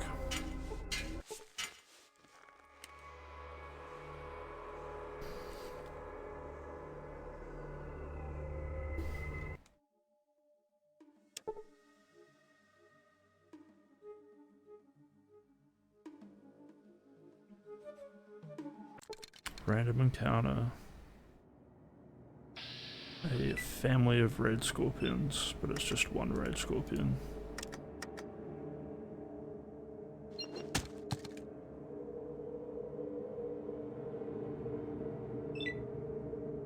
Oh, I forgot that you get like a secondary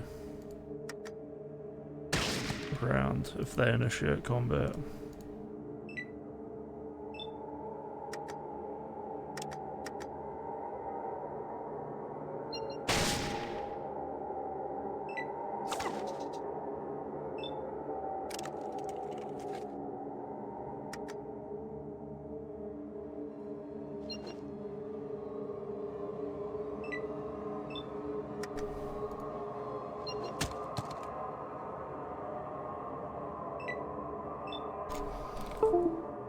I don't know if that was the game or the real world crying out like a ghoul.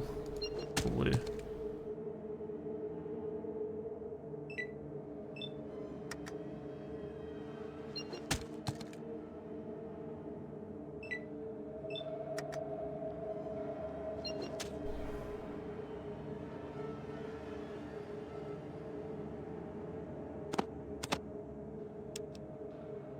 Alright, just make sure there's nothing else actually good here. Maybe I can pick that up.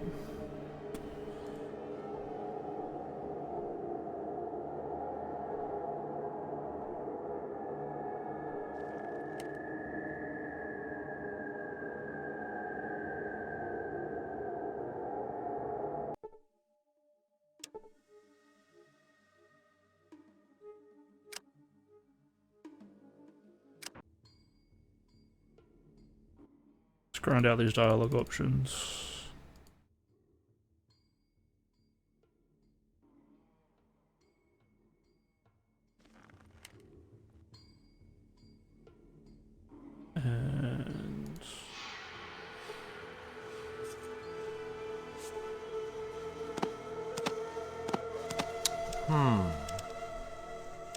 And oh, I know whose that was. It's our number one boy. Sweetstony. Bro, my YouTube channel. I'm sorry, I just clicked. I try to keep track of the comments.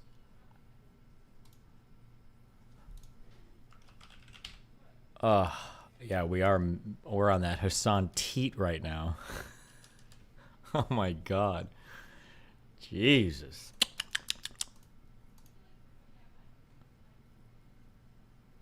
He's awake. God, I'm so hungry. Holy shit. But now How do I look can like this? persist. Destiny's here. I will endure. What are the surgeries that I need? Holy shit. Beautiful. You're a beautiful man, bro.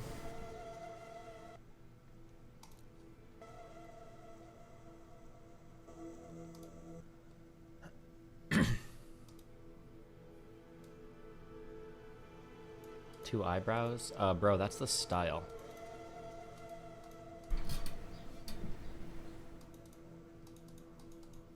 Are you gonna actually reveal something about the secret drama today? Oh, bro. It's... I don't even know. My life is just a wacky collection of a bunch of series of just... I definitely want more wacky hints events. on the Okay. secret drama. Is August in FYI, your chat? Discord invite thing is broken. Really? He's not even here. Just shut up about it. I don't remember how to fix it, so we'll see. I feel like that should just breaks after a certain amount of time, doesn't it? Thanks for letting me know, though. I definitely appreciate it. Okay. People generally don't fucking say anything. You consider taking a tutorial Hello on Obsidian? again. Nope. What can I help you with now?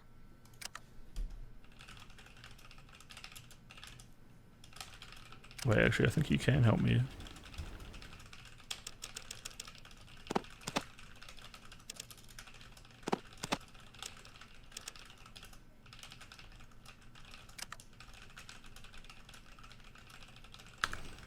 Well, You can't show an excuse for vague posting. Greetings. What may I help you No, I with this can. fine? I Shady will. Sands, the gardens are... We are certainly. Junktown, certainly. What do you... Junktown, certainly. Please hurry. Just to trigger you guys. Is this clip you? Oh, yeah, true.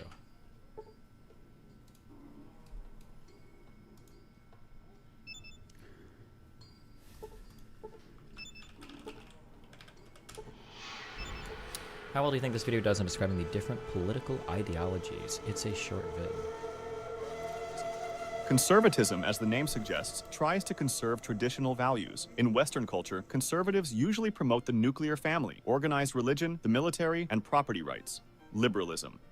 Liberalism is usually cited as the dominant ideology in modern history. It usually likes that every single individual has his own rights, that the government has to be approved by its own people, and that everyone should be treated... LG Productions, thanks for the $20.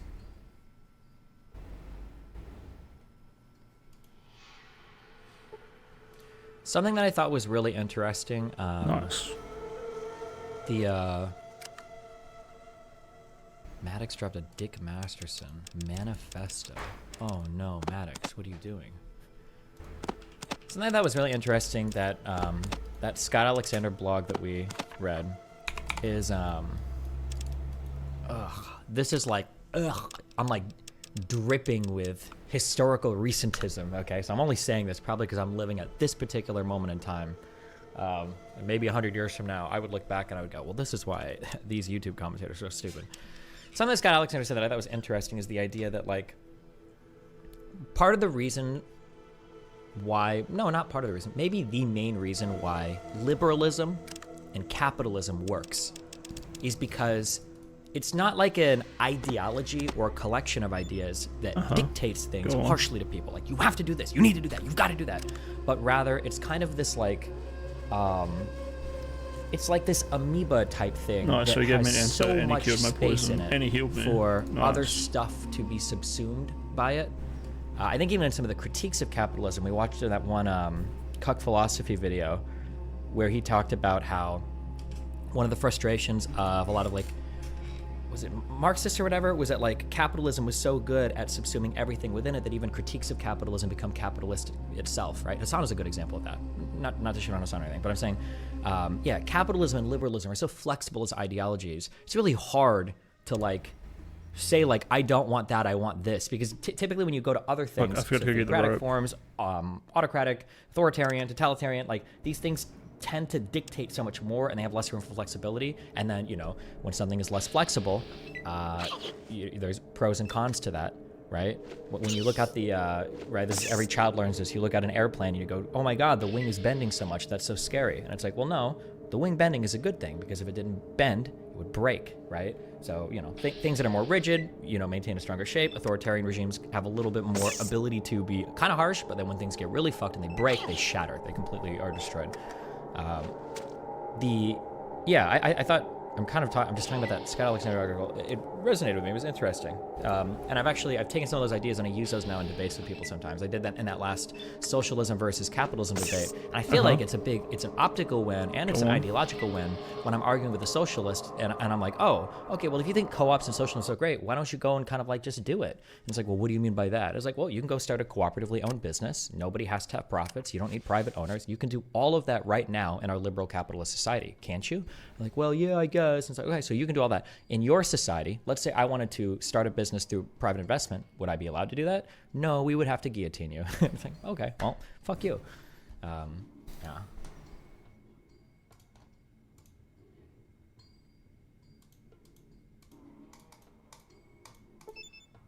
What's up, Axel? You confirm or deny you'll be moving out of the United States?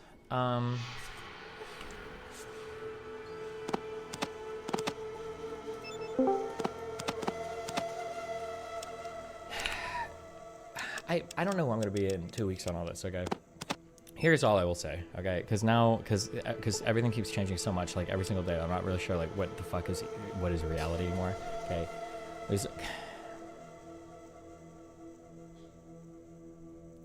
Fuck, I don't think I can't say anything.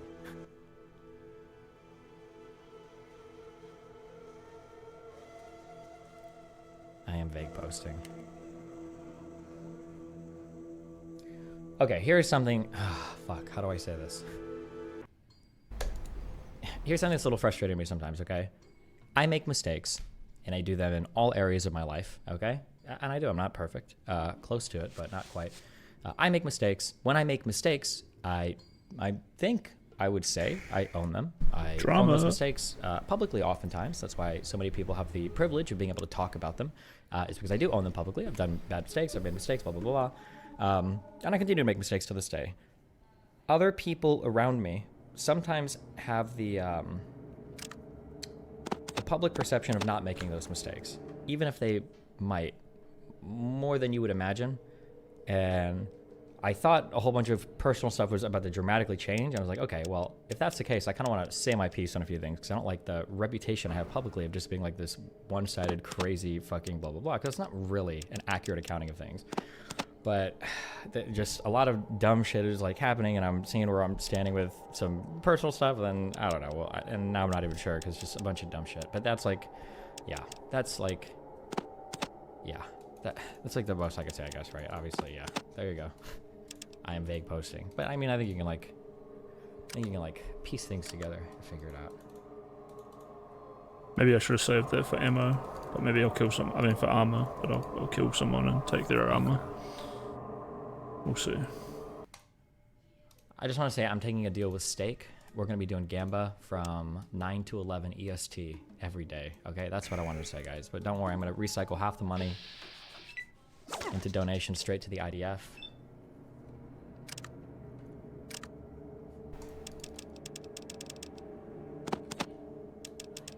Oh, I sold both my knives. Okay.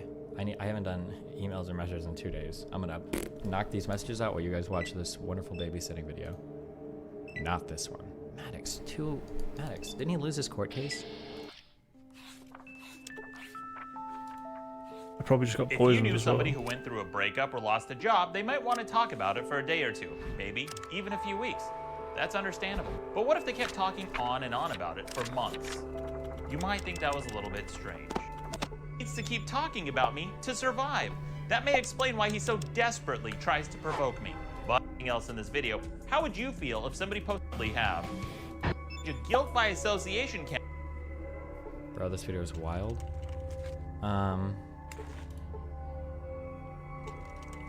So the taxes fucked up Melina's ability to immigrate properly, and you have to move to Sweden and get to... No, it's not. It doesn't have anything to do with the court case shit.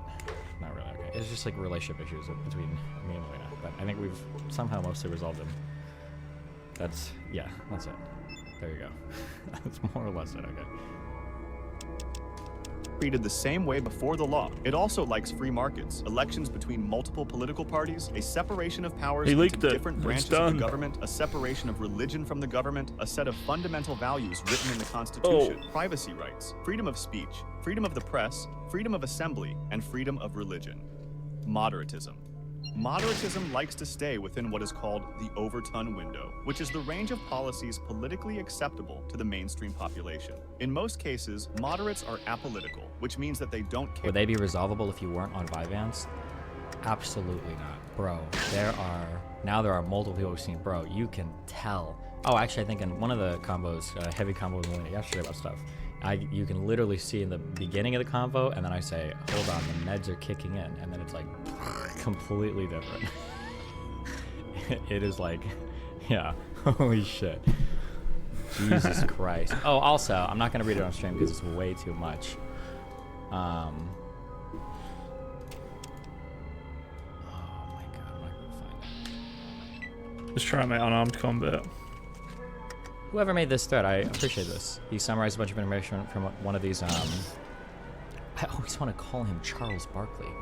It's Russell Barkley. Christ. I read this whole post. This is pretty interesting. If you're curious about like ADHD related shit, I thought it was interesting. There you go. Do you ever get burnout and take a decent holiday? No, I don't really get burnout because I have like the thing. What's it called? Hold on.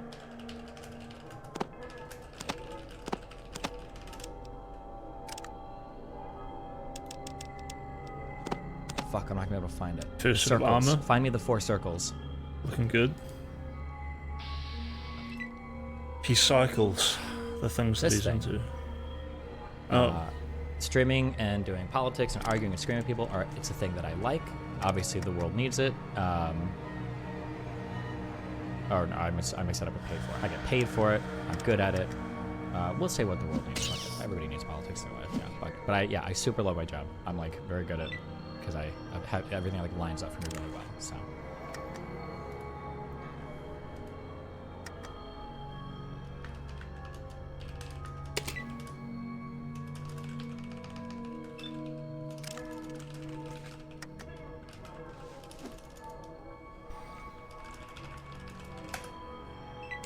I guess because I'm just so weak, I can't do any damage. Oh yeah. Anyway. Oh yeah. If you have any weird thoughts about ADHD, there's like a really interesting summary on. And even for some of these things, there are some of these stats that I didn't know that like there is no better predictor of teenage pregnancy than ADHD. I had no idea about that. I also didn't know that I think ADHD plus one comorbidity is also the greatest predictor of sociopathy, or it might have been ADHD plus a fuck, that might not come from here. That might come from another Dr. Barkley video. But yeah, it's interesting stuff. But yeah, here you go. Read this. Have fun. Oh, I didn't read the comments here.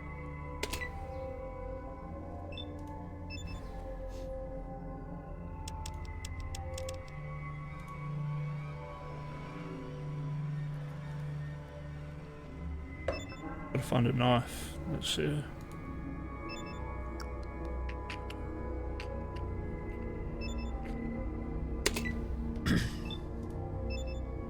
Also, parts of our brain are actually smaller. I didn't know that either. That kind of makes me feel bad.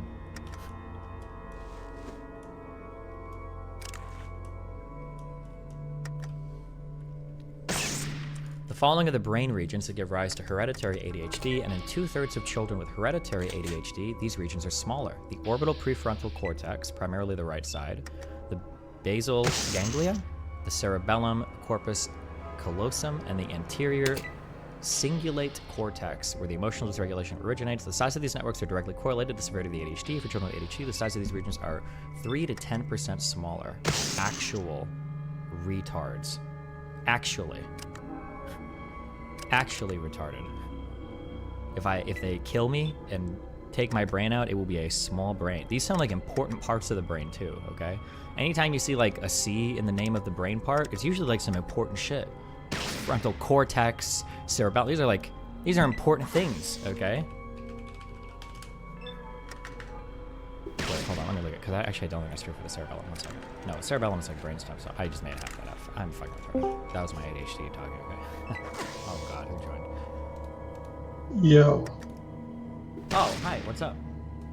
Yo, question, because I'm like barely listening because I'm doing some work. Yo, you said ADHD is the biggest predictor for teenage pregnancy, apparently. Yeah, I thought it was fatherlessness. I could be wrong, but I just heard you say it and I'm like, wait, what? I haven't looked it up. Fatherlessness? Yeah. Like no sure, father in right? the household? Oh, I don't know. Yeah. Look it up. Google it. Why would you come in here to ask me a question you know I would have to Google? You think I know that off the top of my head?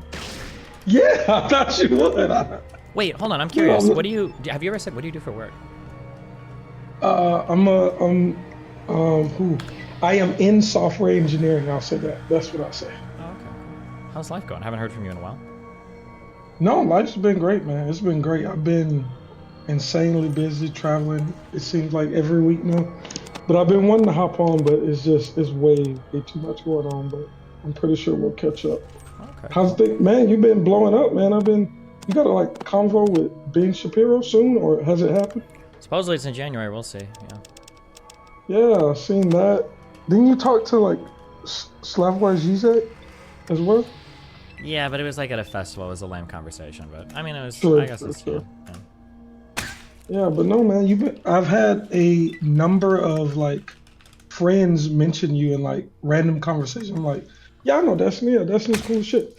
So it's crazy. Like you really been. I don't know I mean, if like, you feel it, but I am big in the black community. You know, I did notice that. I got a lot of fans out there. You know, so I think it was the combo with Crip Mac that really did it. You know, now every time I travel to LA, I got people throwing up signs everywhere and shit. Yeah.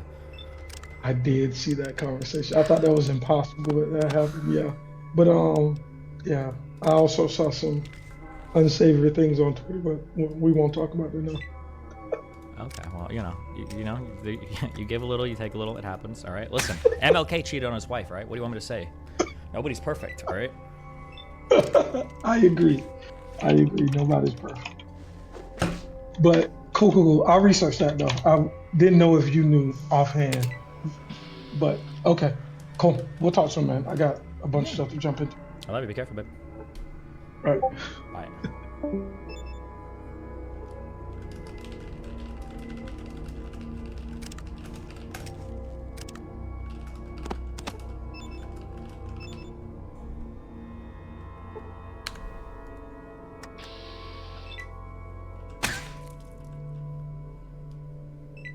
Oh, fuck. I wish I had this. Oh, there was a Twitter thread or something I saw from, or was it a Reddit? Who was it? From a European black guy. I brought this up once on stream, and all of you guys called me racist or said I didn't know what I was talking about or something, and I hated all of you for it. And somebody else made this observation, was European, and I should have saved it. I remember reading this a few days ago. It might have been a week or two ago, actually. It might have passed 2 weeks, but a blur. It was this is an observation that I'd made that I thought was interesting, that in the United States, okay, let me draw a geographically accurate US map. That looks about right. In the United States, there's like, even though they're separated by, Griffin Gamble, thanks for the $50. Destiny, who do you think will win DNC for the Democratic Party? Well, I mean, what do you mean? Biden is going to be our nominee. Texas is down. Oh, fuck it. Okay. In the United States, even though, I don't want to say enclaves of black people, that sounds weird, but you've got like black communities. They tend to be more city, not spread out across a lot of country, right? Even though they might be separated in a lot of different places, there's kind of like this unifying aspect of like African American culture in the United States. There's like this kind of like unifying aspect in terms of like the way they talk, slang jargon that's kind of shared, attitudes, dress, everything. There's like a common like unifying thing, right? Which is in the United States, you kind of like, oh, okay, it's a brother, all right? You see it, it's like, oh, cool, okay, right? Okay, now there are gonna be people in the United States who are like, that's not true. Black people from Compton are way different than black people from Baltimore, or whatever, which is true. I'm not saying the United States they're 100% the same, but I'm saying that there's some type of like unifying thing there. But I'm saying that as an American, it's very weird, and maybe I haven't gone to enough places in Europe, and maybe this isn't trigger, but it's really strange as an American that when you travel to European countries, so like when I go to Sweden, when I go to the UK, Poland, Germany, I'm just thinking of a place where I've seen black people, sometimes when you're an American in other countries, you feel a little alone because there's a bunch of weirdos, a bunch of foreigners, and then you see a black dude. It's like, oh shit, I can finally like bond. I feel like I'm home again. Okay, I'm in Europe, see a black guy, you go up and you talk to them, but then they actually sound like every other person right there. It's like the same. They're like so much more, I don't know if you say integrated or whatever. Like if there's like 10 German people around speaking, they're like, and then there's a black guy and they're like, oh dude, what up? And he's like, and he's like, oh, you sound, it's the exact same. The fuck? Yeah, I thought that phenomenon was just like very strange, that it seems like in the United States, there's like this very... Yeah, all Americans are just racist, especially the black ones. I don't know what you would call it, but there's like a distinct African-American culture from everybody, from or at least from a lot, probably the majority of African-Americans in the United States. But then when you go to, other countries, it's like that's a culture shock thing. It's because the EU is more based on nationality than race. Well, no, I mean, like, there's going to be historical reasons in the United States relating to African Americans being brought over from other countries. Your ancestry is destroyed. You don't know who, you don't know where you come from, and then a unifying culture under slavery develops. And then once people are freed, there's a lot of culture that stems from that, and then a reaction to white America, racist policies, blah blah blah blah blah. So the us versus them stuff for white versus black or America versus black was probably like the defining thing that caused that separate culture to happen. But it's still like a very like culture shocky thing. I think that like if you walk up to like 5 British white dudes talking and then like a British black dude joins and he starts talking, it's like the exact same as the 5 British white dudes, and it's like, Oh shit! It's just like it just does. It's just in the United States. It seems like it would be completely different. Yeah, I don't know. I just think it's an interesting. My American observation. Okay. Why do Americans call black people outside of America African American? Okay. Here's like the 60-second weird thing of, hold on, let me save this camera real quick. Could a panel of people diagnosed with ADHD be more effective than a majority of psychiatrists? I don't know what that means. African American as a term is a good term, okay? What it describes is a group of people that were brought over from Africa that don't know their ancestry, right? That's why they're African American. They're not Kenyan, they're not Ugandan, they're not, whatever of the countries where they might have come from, they don't know. So they're just called African American, right? It denotes people that are descendants of slaves, or initially slaves and people who are descendants of slaves, okay? The term is a good term because African American denotes a particular type of cultural group, right? Now, at some point, African American became like the polite thing to call black people because saying black was tacky.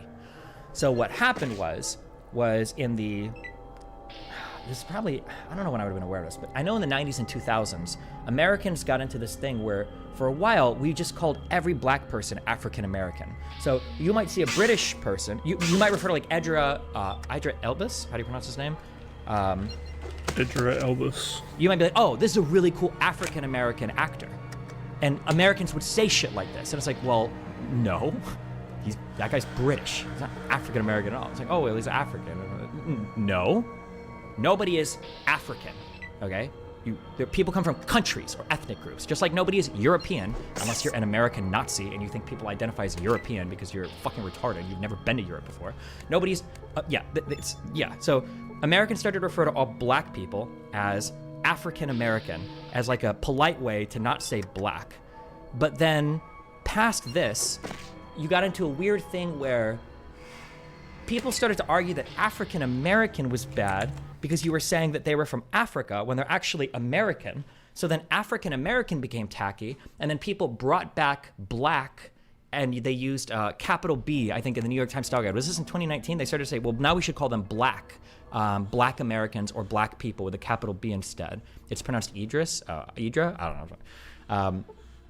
But yeah, so there's just like, I don't know why, or I don't know where we're gonna be in 5 or 10 years, but like we do this really weird runaround in the US where it's like, how do we call black people, like what do we call them? Because some things are offensive, some things aren't, and we don't even know what, it's just like, it's a whole dumb thing where people are just trying to not be racist, or they're trying to be woke, or they're trying to be SJW, or so I don't even know. It's just fucking weird and stupid, yeah.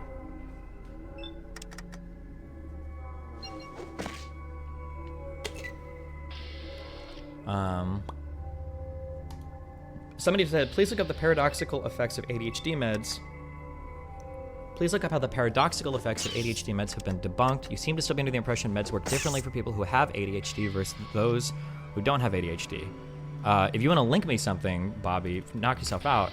But my understanding is the way that it works is that if you have ADHD and you've got dopamine issues, that amphetamines or methylphenidate it either prevents the reuptake of dopamine, or it like prevents it from like leaking more or something. There are two different mechanisms. Both of these work. It's like it works on the same problem. But if you don't have these issues with your dopamine and you just start overloading on amphetamines, you don't need them, then the effects that those are going to produce on you are going to be a lot different than the effects they produce on somebody that is like experiencing a legitimate shortage. That's the underlying biomechanical explanation. And my understanding is that clinically that's true. Stop saying dopamine, it's serotonin or norepinephrine. Wait, I thought that for amphetamines, I thought a big thing they worked on was dopamine. Am I wrong on that? Hello? Hi, what's up? Hey, Jordan man. Peterson How's it been? fan. Pretty good, how you doing? Doing good. I just, I came to ask if you were interested maybe in playing a little Dungeons & Dragons this month. 4 hours of your time. Get back into it. Yeah, I'll see what I can schedule in there. You know, I'm working on it. Okay, yeah. I'll, you know. I know you were busy the last 2 months. How did your debate go with what was the guy's name? Ben Shapiro? Yeah, Ben Shapiro. I haven't had that one yet. It's in January. Oh shit.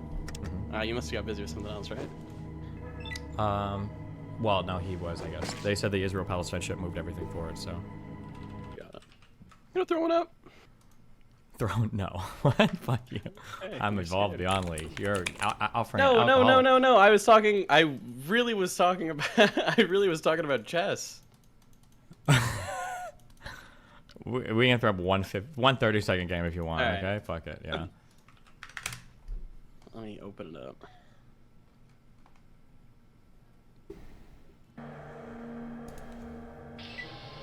Standard, real time, 30-second?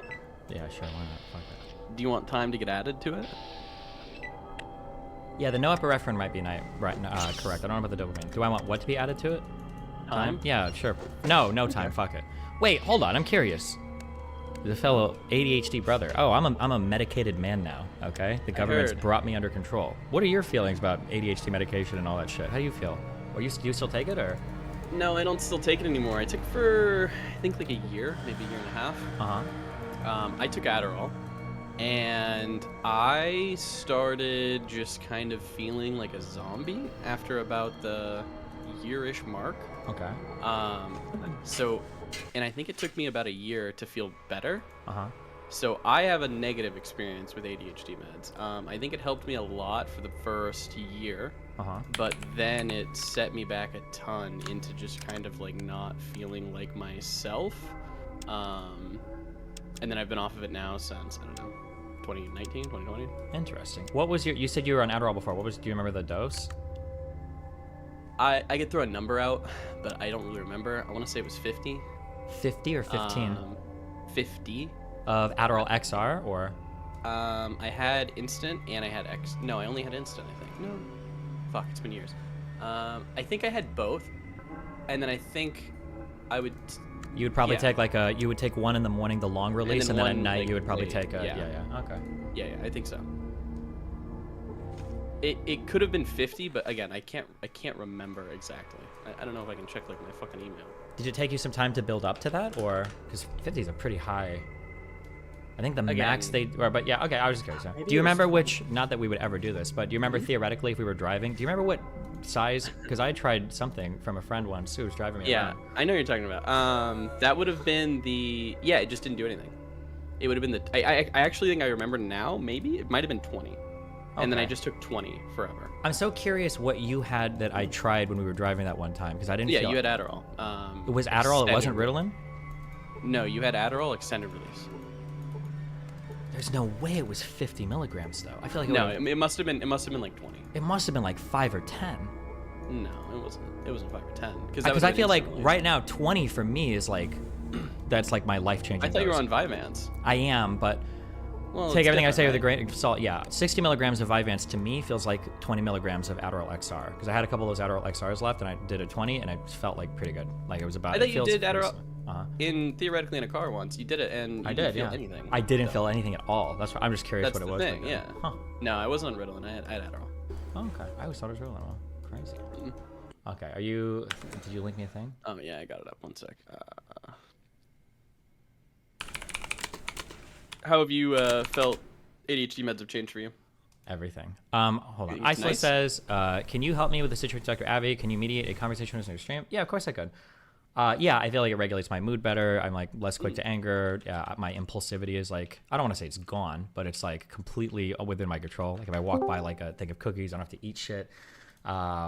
It like has given me like an unbelievable amount of like focus. I can sit and like just read articles on stream all day and shit and not necessarily feel like I haven't like played. This is kind of sad, I guess. Maybe I don't know if it's a good or bad thing. Games, I haven't played games in like 2 months. Yeah, it's just like Jesus. Yeah. Yeah. Holy fuck. Okay. It's not Dan, guys. It's Axhole 13. Axhole 12, dumbass. Oh, sorry. All right. Okay. It's been a long time. We're just doing one. For all the marbles. Okay. Why do I hear your subs? You don't. Oh, I'm not. I was listening to something. You're being a dumb fuck. Yeah, I'm being a dumb fuck. Ready? I was born ready. I'm waiting for you, you fucking loser. Develops the knight, trades the pawns. He's so stupid. What is he doing? Why would you even put it there? He's so dumb. What is he even doing, fam? Oh, you gave us bonus time. Oh, I said you want bonus time, and you said yes. You shouldn't have fucking done it. Okay. That's all good. Okay. We got some bonus time. Okay. You know what, Moot? I'm cool with that, okay? I'm cool with that. You cool with it? I am cool with it. We all need a little bit of bonus time in our life. Every now and then, you know? Give your mom bonus time, you know what I'm saying? I'm so glad I'm here for this. Actually, at all. So. Why? Well, you see, now I'm in a bad spot because there's so much bonus time. Might as well play a league game. Fuck. You did you fucked up. Yeah, I fucked up. What did you just take from it? I don't care. What is this weird cuck shit? Oh my god. Okay. Oh, you castled?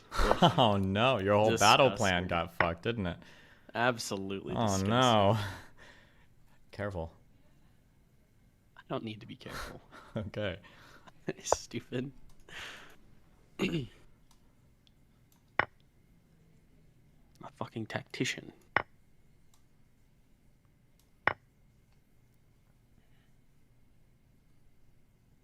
Okay. Mm-hmm. It's fine. Alright, so I already got my experience by going to this vault, didn't I? I remember now. I got 500 just for finding this area. Yeah. Which means I'm done here. Where's So we Dan? gotta go to the hub. Has he been around? We don't talk about Dan here anymore, okay? Do you hang out with him in person at least? Yeah, every now and then, yeah. We just had dinner, I think a week ago, yeah. Nice.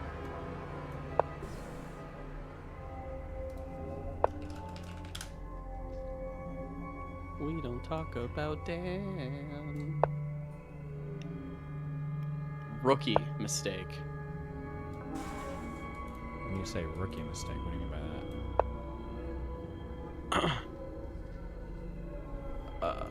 Hold on. I didn't even wait. What did you just take? Your mom. In the perfect defensive position right now. Yeah, are you? God, everybody's on cringe. Now you done fucked up. You understand that, right? No. Good luck. I've got the unbreakable wall, okay? 2 joined rooks. You never lose when you join see your it. rooks together like that. You know that, right? I see it.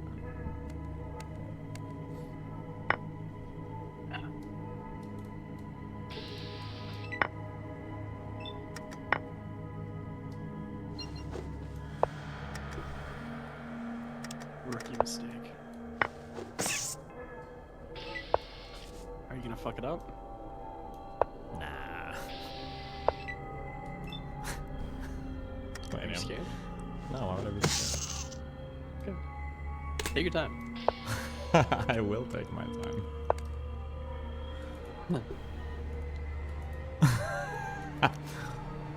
Hold up.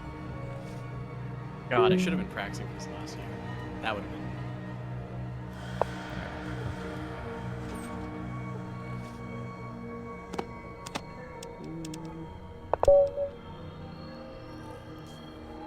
You win this year, but next year's quick Next to year's come. annual chess game? Yeah.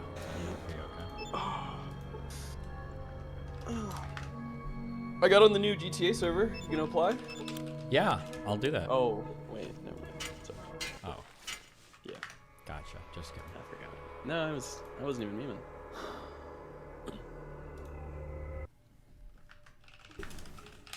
So when should I pencil you in for?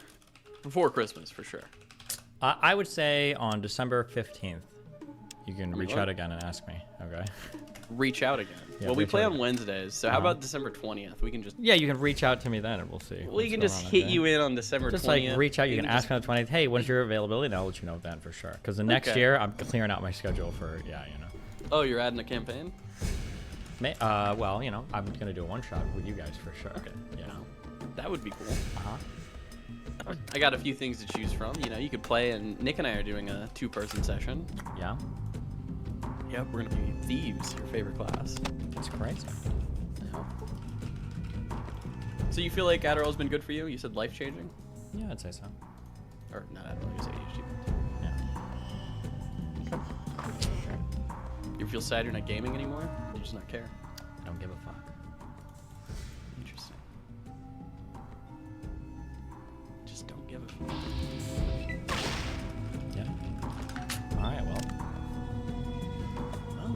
that's it. Then that's it. Well, looks like I'm gonna have to I'll be kill back you on all. the 15th. It's a Friday. stay safe. Be careful. Okay. GG's, bye.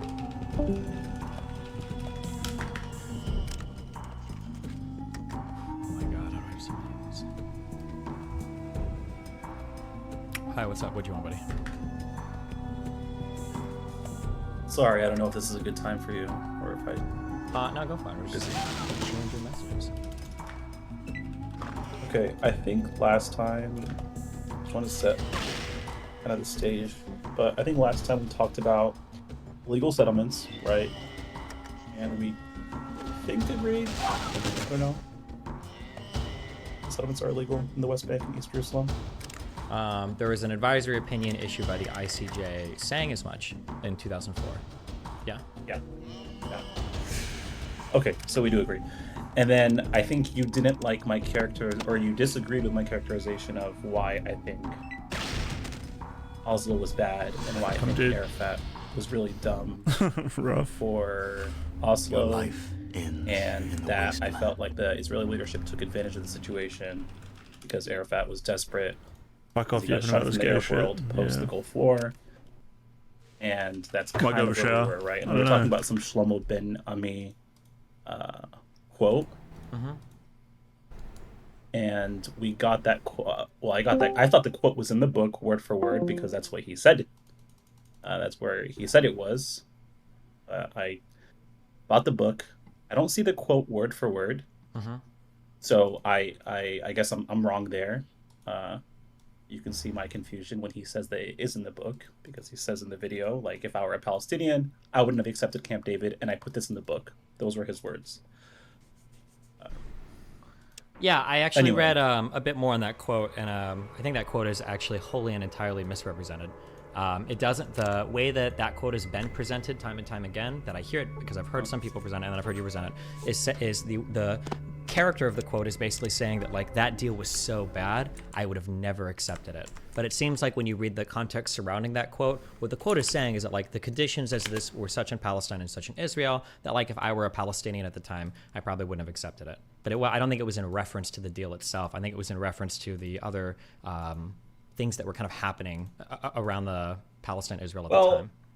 Doesn't he say right after that if he were I think he says, if I were a Palestinian, I wouldn't have accepted it, but Taba is the problem, Clinton parameters is the problem, right? No, he didn't say they were problems. He said those two were truly missed opportunities. Yeah. That's what I mean. Like, a problem for the Palestinians not accepting, right? That's the issue. Not that they didn't accept Camp David. Well, That they but didn't Camp accept the other David made the next two. Everything that happened afterwards was basically impossible. What do you mean? By everything that happened after? Like, after Camp David? Because Camp David was Ehud Barak, right? Yeah, correct. And after Camp David failed, the Second Intifada began, and that was before, I It was- believe, the Taba Summit, and there was no chance for peace at that point, because there's no shot that anybody in Israel, like, the conversations are completely over at that point. I believe the Second Intifada started before. So I think the conversation was over when the election came up in Israel towards the end of Taba. I wouldn't say that. Like, I don't think they would have been negotiating at Taba if they felt that there was no chance for peace, right? Can we agree on that? They might have been met. negotiating for it, but the public wouldn't have been on board with anything. I think that's kind of speculative. Well, did Whatever, anything come sure. out of Taba? I think they were close. That's what both Okay, sides so said. so nothing came They out of said- it, and then afterwards there's a transition from a left-leaning party to a right one, right? So I mean, which made it impossible. I think the right leaning, whatever. Okay, there was negotiations. I think the quote, you can disagree with it. You asked me to do a little bit more digging because I believe Shlomo Ben-Ami in that video also referenced how Rabin preferred the cheap price that Arafat offered as opposed to the official Palestinian delegates that were negotiating in Washington and kind of went behind everyone's back. So I found more information on that if you're interested. If that's not of interest, we can skip it. yeah, sure, shoot it to me. I'll give it. So what happened from what I've read, during the Madrid conference, the PLO was not allowed to... Wait. to Can you just link me? Yeah. Okay. So I'm going to link you... Do you have access to the book, the chapter in his book, The Scars of War, Wounds of Peace by Shlomo Ben-Ami? I bought it. I don't know how I would share the pages with you. I can take screenshots, but there may be a better way. Oh, fuck. Give me 1 second. To create an account, I think you can borrow it here. Hold on. Wait, I need to make an account here, guys. 1 sec.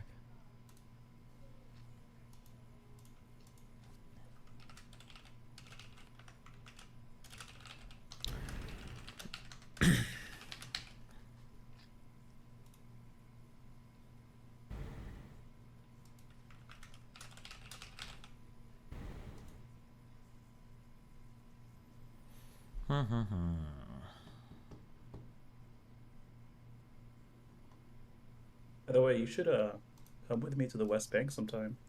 Yeah, fuck that. Wait, why? What's the problem? I'm not gonna get fucking terrorist attacked. Hell no. Please verify your Internet Archive account. Seriously?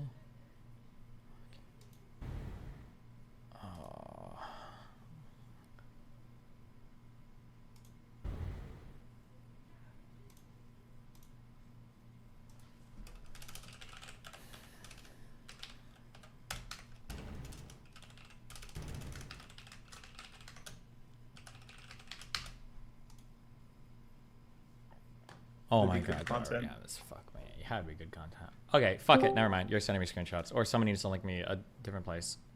Can you send me screenshots of the pages you want me to read? I can send you screenshots, yeah. And if somebody finds the actual book, because I don't want to like be selectively choosing parts, you know. So Sure. if you want pages before, pages after, let me know. I will send you.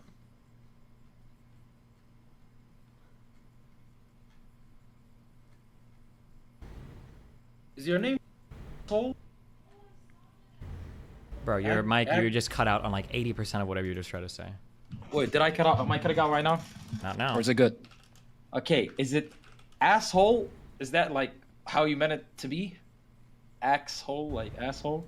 I mean, the name was like my username in MapleStory like 12, 15 years ago. I was like an Axe Crusader. I know. I thought you was trying to do something else. My bad. I just came in here because I'm curious about something.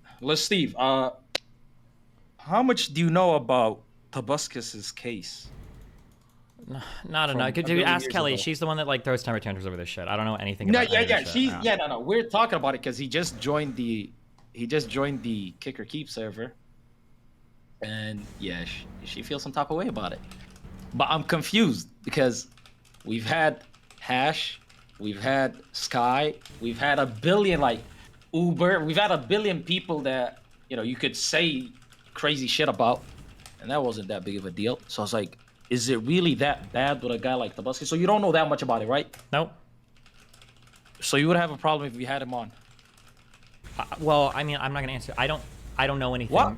I don't know anything. Well, like if, for instance, let's say you have him on, and it turns out he's like a serial child rapist, and I'm like, oh well, fuck, this guy probably shouldn't be on. But I don't know. As far as I've seen, it's like his allegations were from 2013. Apparently, he drugged his girlfriend and raped her.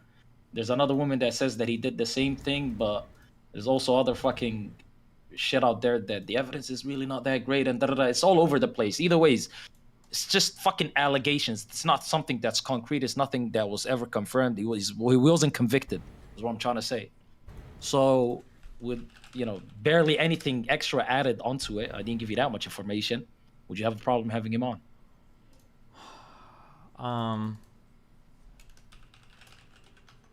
Jesus Christ, 2013? Yeah, exactly 2013. He was like only 30 years old back then. Yeah, Lena, leave it up to Kelly, okay? I'm asking you, dickhead. I'm not here like, oh, like, I want to know your opinion. No, does she own half your brain? I don't know enough about it. I don't know enough about the details of the case, and right now I've got 3 hours before I gotta do that show. I'm not gonna sit here and fucking dig through his fucking life to figure it out. If the allegations are super credible and it seems like he's like an unrepentant fucking rapist, then I'd say probably not, leave him the fuck off. But if it was some retarded shit like we smoked weed and then we fucked and I realized that I was only 29 years old at the time, basically a child, and I didn't really want it, blah blah, then fuck her. I don't care. So I don't know what the allegations are like. I don't know the strength of them. I don't know what's come out about it. So I can't give you an informed opinion. I have no idea. If you want, I'll err on the side of caution. I'll say fuck no. But if like the allegations are bullshit and you and Kelly know enough about them and you think that, then fuck it, then bring them on. I don't know though. Okay. Well, okay. Oh my God. Tobuscus allegations. Dude, relax. Why the fuck are you so on edge? I said okay. You could go back to whatever you are doing right now, okay? Golly. And trust me, I googled it. I don't think you'll be able to find it quick, because it's so fucking old. Like, takes a minute to find that shit. God damn. He's a renowned, multi-talented American internet. Toby is a musician, actor, and comedian, all of which he thrives on some years back. Okay, Control F, rape. Known to be a legendary YouTuber, Toby says, I'm Dad 2016, I'm famous for all the rumors of ex-girlfriend April Fletcher made rape charges against him.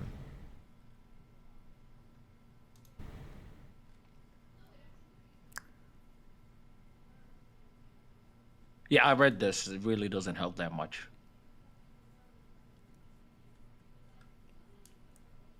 Yo, chat, listen. Every single time I join, you guys fill me up. Listen, the Reddit has been a bit dry. You know what I mean? I don't go on there anymore, but every once in a while, you know, I put the queue in, and I don't see nothing. It's kind of boring. Kind of miss the hate threads. What's going on? You guys have gotten soft recently. It's a bit disgusting. All you could do is just type in chat the same thing. Oh my God, Q is fucking so annoying. Yeah, join the line, dickheads. Jeebus. Okay. Q fell off. True. Before I start, I want to say this is the hardest thing I've ever done in my life. I understand that I'm setting myself to be attacked and more. Well, don't care. Okay, the 5 years now, I've been mentally and physically abused by Toby Turner. Okay, already off to a rough start. I don't know why the fuck you would include any mental abuse or whatever bullshit, unless there's some crazy shit, but let's find out. All right. I first met Toby when I was working at E3 in June of 2011. I had flown there from Georgia and he was hosting a gig. He added me on Facebook as I was returning home. He mentioned my number. We texted almost daily and FaceTime each other, telling me that I should move there and that he needed a female host for his gaming show. So a month after E3, I had bought a new car and packed myself for LA. I didn't know this at the time. This would be one of many broken promises. Good for you, dipshit. Why would you accept a deal like this and buy a new car and move without getting anything in writing or a contract first or whatever? Okay, standard child behavior. I was writing way too many details when I realized that I have way too many things to tell happen in 5 years. Okay, just why not pick what's actually important? So I'll cut out the small stuff. I was being cheated on since day one. Don't give a fuck.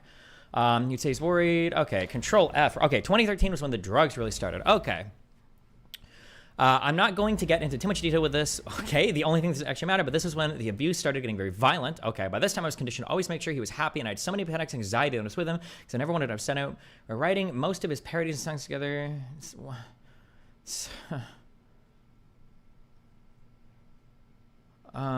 Kicks the stove, punches the pantry.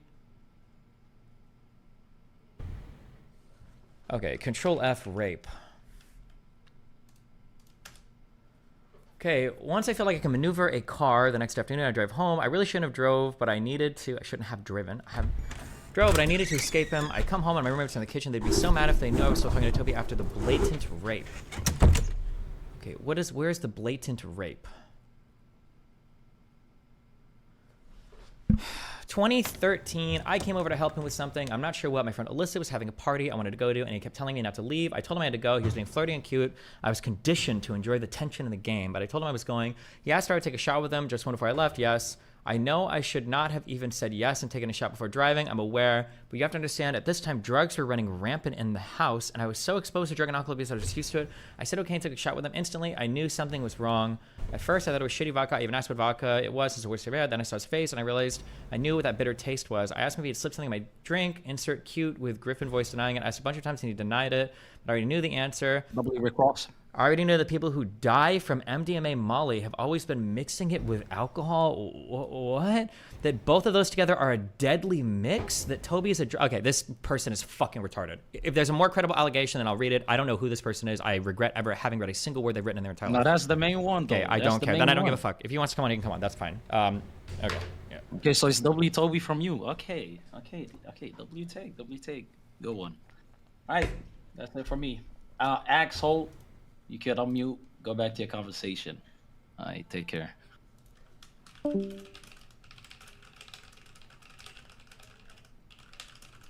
Anyway, yeah, I sent you 3 screenshots. The last one, it's kind of out of order. The last screenshot I sent you was the earliest in the book, so it's page 207. Okay, let me read this, okay? Sure. Of the Palestinians in the Madrid Peace Conference, signaled that the old warrior was now entering the new pragmatic stage of his political career. Give me another example in history, he would say, in a group of Israeli journalists who came to see him in his headquarters in Tunis, where one side allowed the other to dictate who his representatives at a negotiation must be.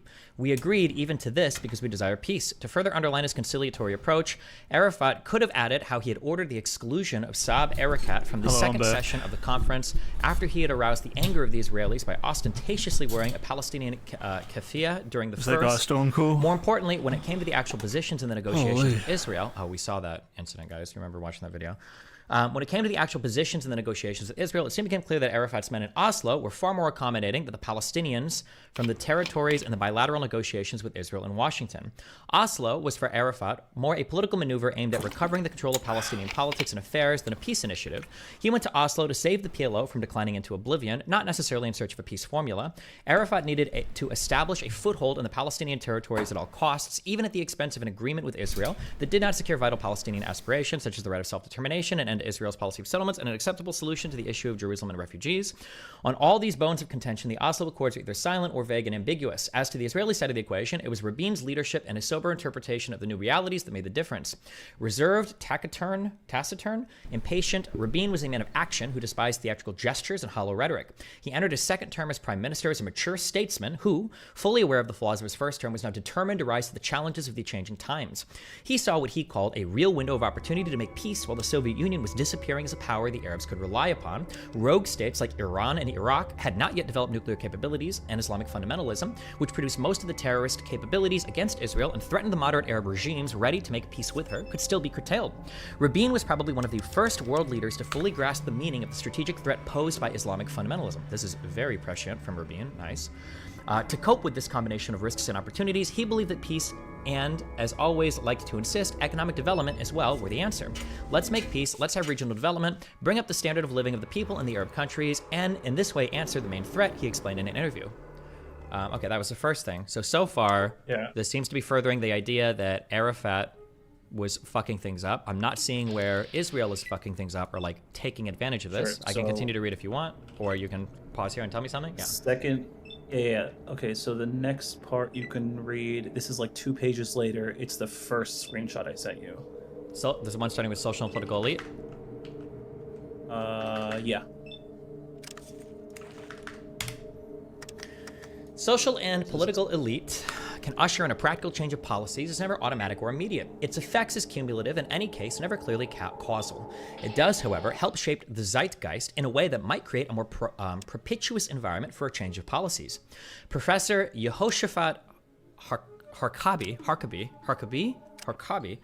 who served in the past as chief of Israel's military intelligence, triggered a heated national debate in an essay he had published in the early 80s where he questioned the wisdom of Bar Kokhba's rebellion against the Roman Empire in AD 132 to 135. More than a critique of Bar is it Kokhba or Kokhba? That's definitely not an Arabic word. I'm not sure. Bar Kokhba and his spiritual mentor Rabbi Akiva Harkabi was interested in accusing their present-day successes of leading suicidal policies.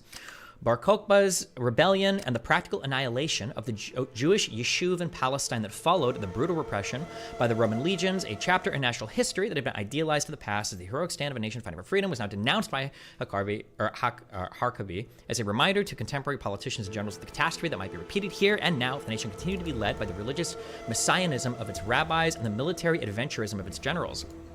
Bar Kokhba's revolt, Harkabi explained, was not a heroic enterprise. It was a blind march to a national disaster that was almost tantamount to a Holocaust. His warning was that the lesson of the Bar Kokhba episode in Jewish history could only be that Israel's messianic obsession with the territories, the refusal of its leaders to assume realistic positions, move away from messianic hallucinations, and come to terms with the need for compromise and moderation might end in another national Holocaust. Rabin believed that he had made a deal with the PLO out of a sense of healthy realism, and only after he had exhausted all other possibilities. The Jordanian option was now dead, Hamas was gaining ground in the territories, especially in Gaza, and the terms for a settlement with the local leadership proved to be too high. It was either Arafat or the Hamas. There is no third partner, he said to an American journalist. It was time to end the masquerade with the West Bankers, he concluded. But the truth of the matter was that Rabin was maneuvered to opt for a deal with the PLO in Oslo rather than for one with the local Palestinian leadership in Washington by the Peres team, whose members managed to convince the PLO delegation to lower its price for a deal to a degree that the local leadership could never accept.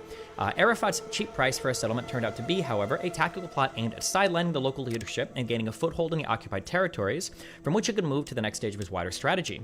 Gaza and Jericho, the base that he was given in the Oslo Accords, were to Arafat like the Fakahani quarter in Beirut, from which he controlled throughout the 1970s the life and the politics of the entire Lebanese state. The eventual collapse of the Oslo process into an all-out Israeli-Palestinian war, for which successive Israeli governments need... Do you want me to read the next part, or...? Yeah, but, I mean, we can go to the next page, but are you starting to see, like, there was negotiations after Madrid with, like, the actual the gardens. We experts and negotiators for the Please Palestinian delegation in Washington, and they stopped after, like, the 9th conversation, the 9th, like, meeting, because they were, like, very firm on their requirements of, like, pre-67 borders, on refugees, on et cetera, et cetera. And if you read the wiki page on the Madrid conference, you'll see those negotiations, like, starting in some... actually, the one that led those negotiations from the Palestinian side, his name was Haidar Abdushafi, and he eventually, after he found out about this back channel, he, like, quit from the PLO. He was like, you guys are idiots for not actually asking for what we need, and this is just going to prolong the situation, give Israel the upper hand. And another delegate from those negotiations, here, let me not just say these names because I don't think you'll be able to spell them if you wanted to look them up. So here's a wiki for another one of the delegates, and you can see what he says about what happened. He was one of the delegates at Madrid conference, and they had rejected this, like, you can just look at the Madrid.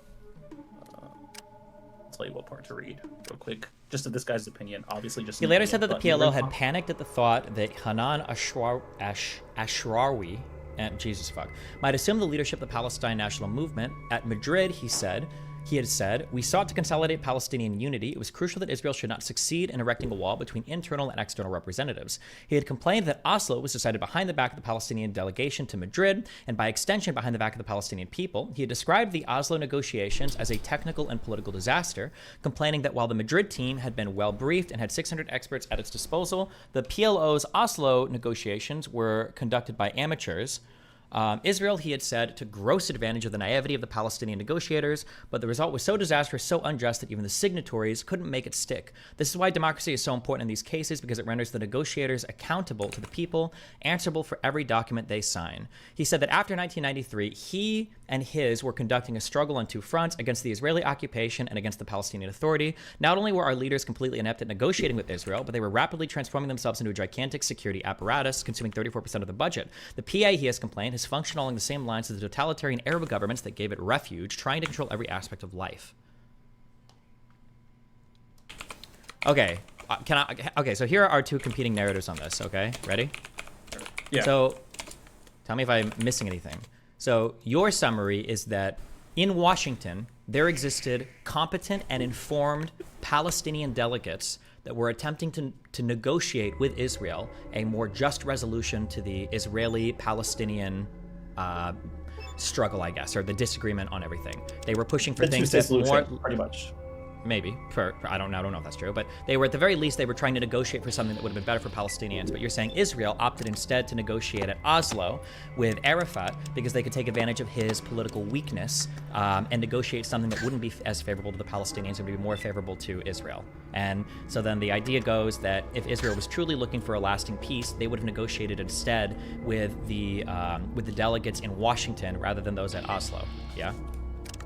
Yeah, I think that's a good summary of my.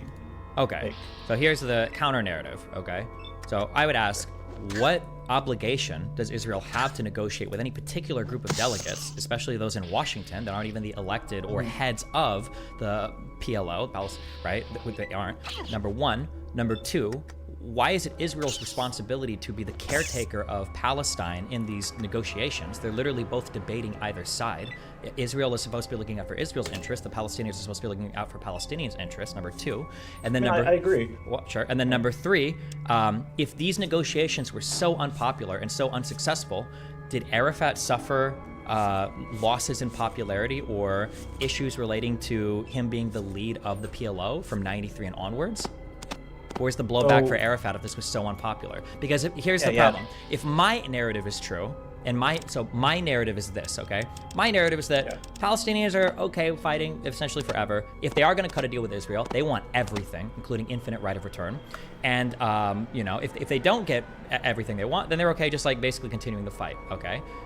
Your narrative is that Israel is taking advantage of the situation. They're kind of fucking the Palestinians over by engaging in these negotiations, kind of behind the back of like the more informed delegates. And they're making negotiations that aren't in the interest of the Palestinian people, right? So if these collections, so these are the two different narratives. Well, if we look at what happens after Oslo, which narrative is supported? So one, Rabin is executed, he's assassinated by a far-right Zionist who thinks that he went too far with the Palestinians. That's one thing. Okay, well, interesting.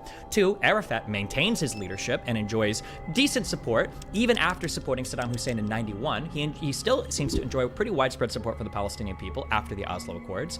He has no problem cheering for and leading the Second Intifada. He's still nominated to be the representation at the Camp David Accords, even though apparently in 93 he fucked them all over in the Oslo Accords in 93, right?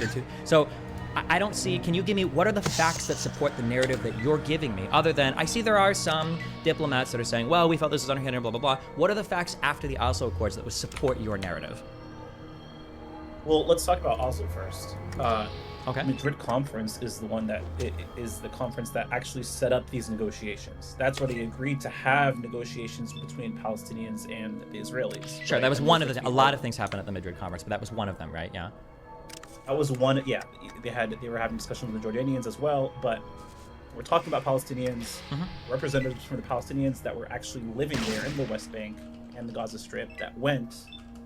Obviously, they were trying to have some sort of unity government. At the time, it wasn't very easy because, again, we're like talking about Palestinians that were living in Lebanon, Jordan, Tunisia, all over the world, and then those living within the actual areas. So I believe that those were like official negotiations that should have happened. Now, hold on, wait. You believe that what was official negotiations? Those were the official negotiations. Those were the official negotiations between Palestinians and Israelis for a two-state solution. In Oslo? No. In Washington after Madrid. I think the negotiations that were happening. Okay, hold on, wait. But that's your opinion. I mean, no. What do you mean? That's what Shlomo Ben Yamin said. That there was official delegations in, and if you go to the Madrid Conference wiki page, it says that after Madrid, the official talks began in Washington in 1992 or 91, I believe. Okay. So if you, but Arafat is the leader of the Arafat is the leader of the people. What? I'm getting to it. I'm getting to okay. Arafat. Okay. I haven't gotten to it.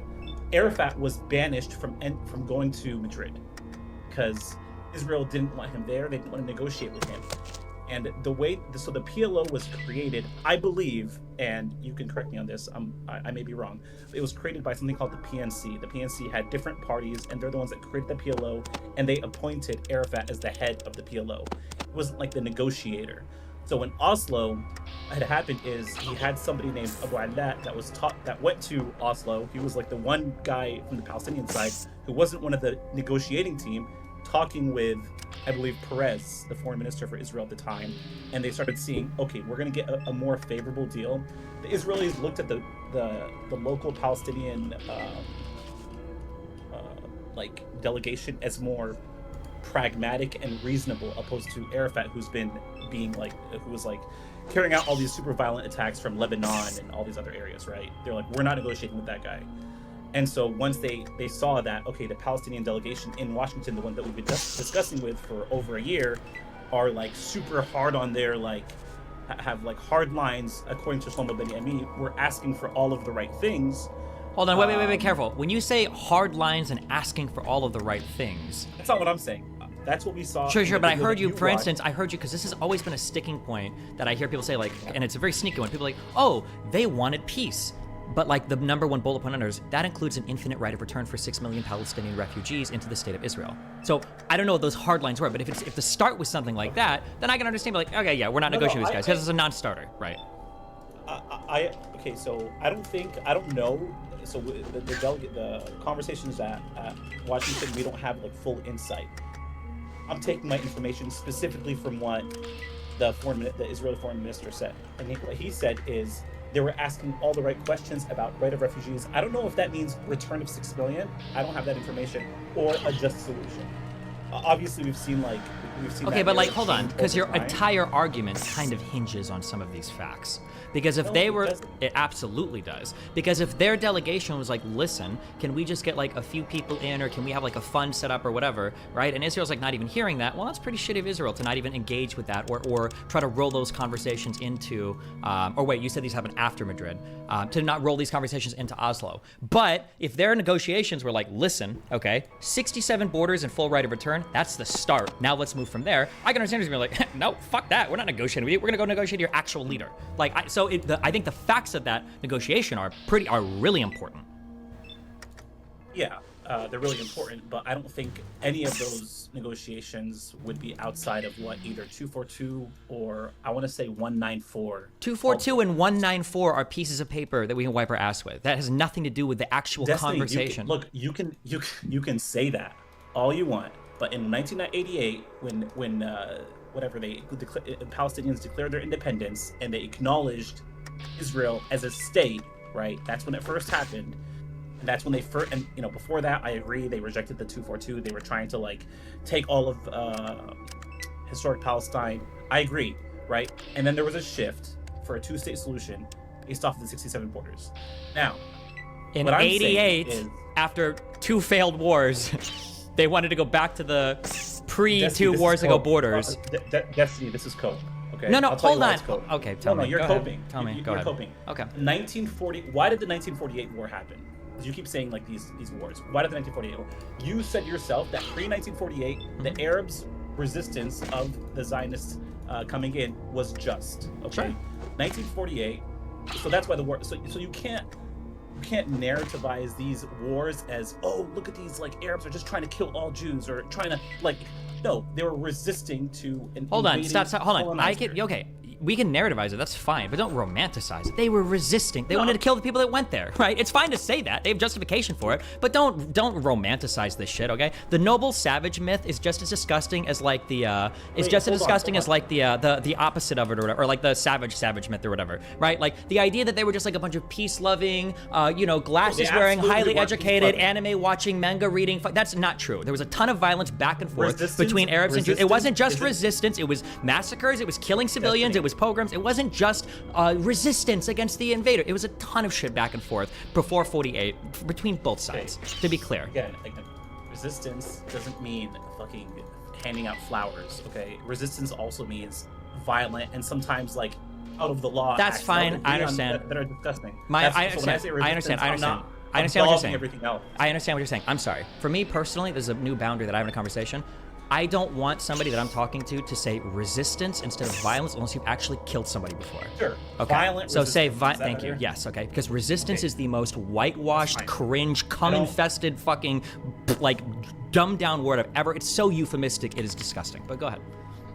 Sure. Okay. So violent resistance happened, and we agreed that those violent resistance were just. Sure. Right? If it happened anywhere else in the world, people are going to resist, sometimes violently. Sure. I can think there's just cause on the Jewish side as well, though. I see their justifications as well, though. I don't think they're wholly without justification. Okay. Do you think, in the Palestinian perspective, their justification? I'm assuming by justification you're going to say that like all the shit that happened around Europe and. I would say all the shit that happened from in the past 2,000 years. I would say all the stuff that was going on in the Russian Empire pre-1900s. I would say the stuff that was going on around Europe. I would say that the promises and the commitments that the Jews made in order to secure the Balfour Declaration. And then I would say that their purchasing of land in historic Palestine, Syria, Palestina, or whatever the fuck. Like they bought the land, they moved there, they worked the land, and blah, blah, blah. And then the Holocaust happened. Like, okay, well, we really need to move here. I can see their justifications too. Sure, yeah. I have a question. If the same thing happened in a different region of the world, like, I don't know, you've been learning countries. I don't know, what is a country? Nigeria, right? Would the Jews had equal just cause, or was it more just because 3,000 years ago they ruled that area? I don't know if I would base any of it on the. I think it would have been equally. Yeah, I don't base anything on historic claims to the land. Okay. No. Sure. So if your argument is it wasn't like Palestine specifically, they would have had a just cause to go in and try to create a nation state on any part of the land in the world. Okay, you think that was just cause? That's fine. I'm not gonna argue with you on that. Like we can disagree. Okay. Okay. But I do think there was just cause to want a Jewish state. I think that's pretty common sense. I struggled accepting that for a while. I think there was just cause. Okay. Based on history. So pre-1940, 1948 war was just cause. Now when we're looking at 67, what happened between 1948 and 67, right? The Arabs just lost a monumental defeat. They had their land, in their minds, right, taken, and they were defeated miserably, okay? And then from 48 to 67, quote unquote, Jordan occupied West Bank, Egypt occupied Gaza. Hold on. Wait. Hold on, wait. To be clear, no. Jordan did not occupy the West Bank. There was no West Bank to occupy. They conquered that land, and then Egypt conquered the Gaza Strip. There was nothing there to occupy. This was their territory. Yeah. Did Jordan? So you're saying Jordan made the West Bank a part of sovereign Jordan? Yes. Okay, I haven't seen that on the map, but maybe you're right. I've never seen a map of Jordan with the West Bank anytime between 48 and. I just thought it was just armistice line, and the plan was eventually to defeat Israel. Okay, that's how I looked at it. Hold on, wait, I'm sorry, wait a second. In 1948, when Israel declares its independence, where are they drawing their borders around? I don't think Israel ever drew their borders. How can you declare yourself a country? That's a good question. I think for the longest time, actually, Israel never announced where their borders were. If you can find anywhere for me, even up until today, where Israel announced its official borders, I'm happy to concede. Okay, I'm going to talk through this and then we'll look for it because I could be wrong.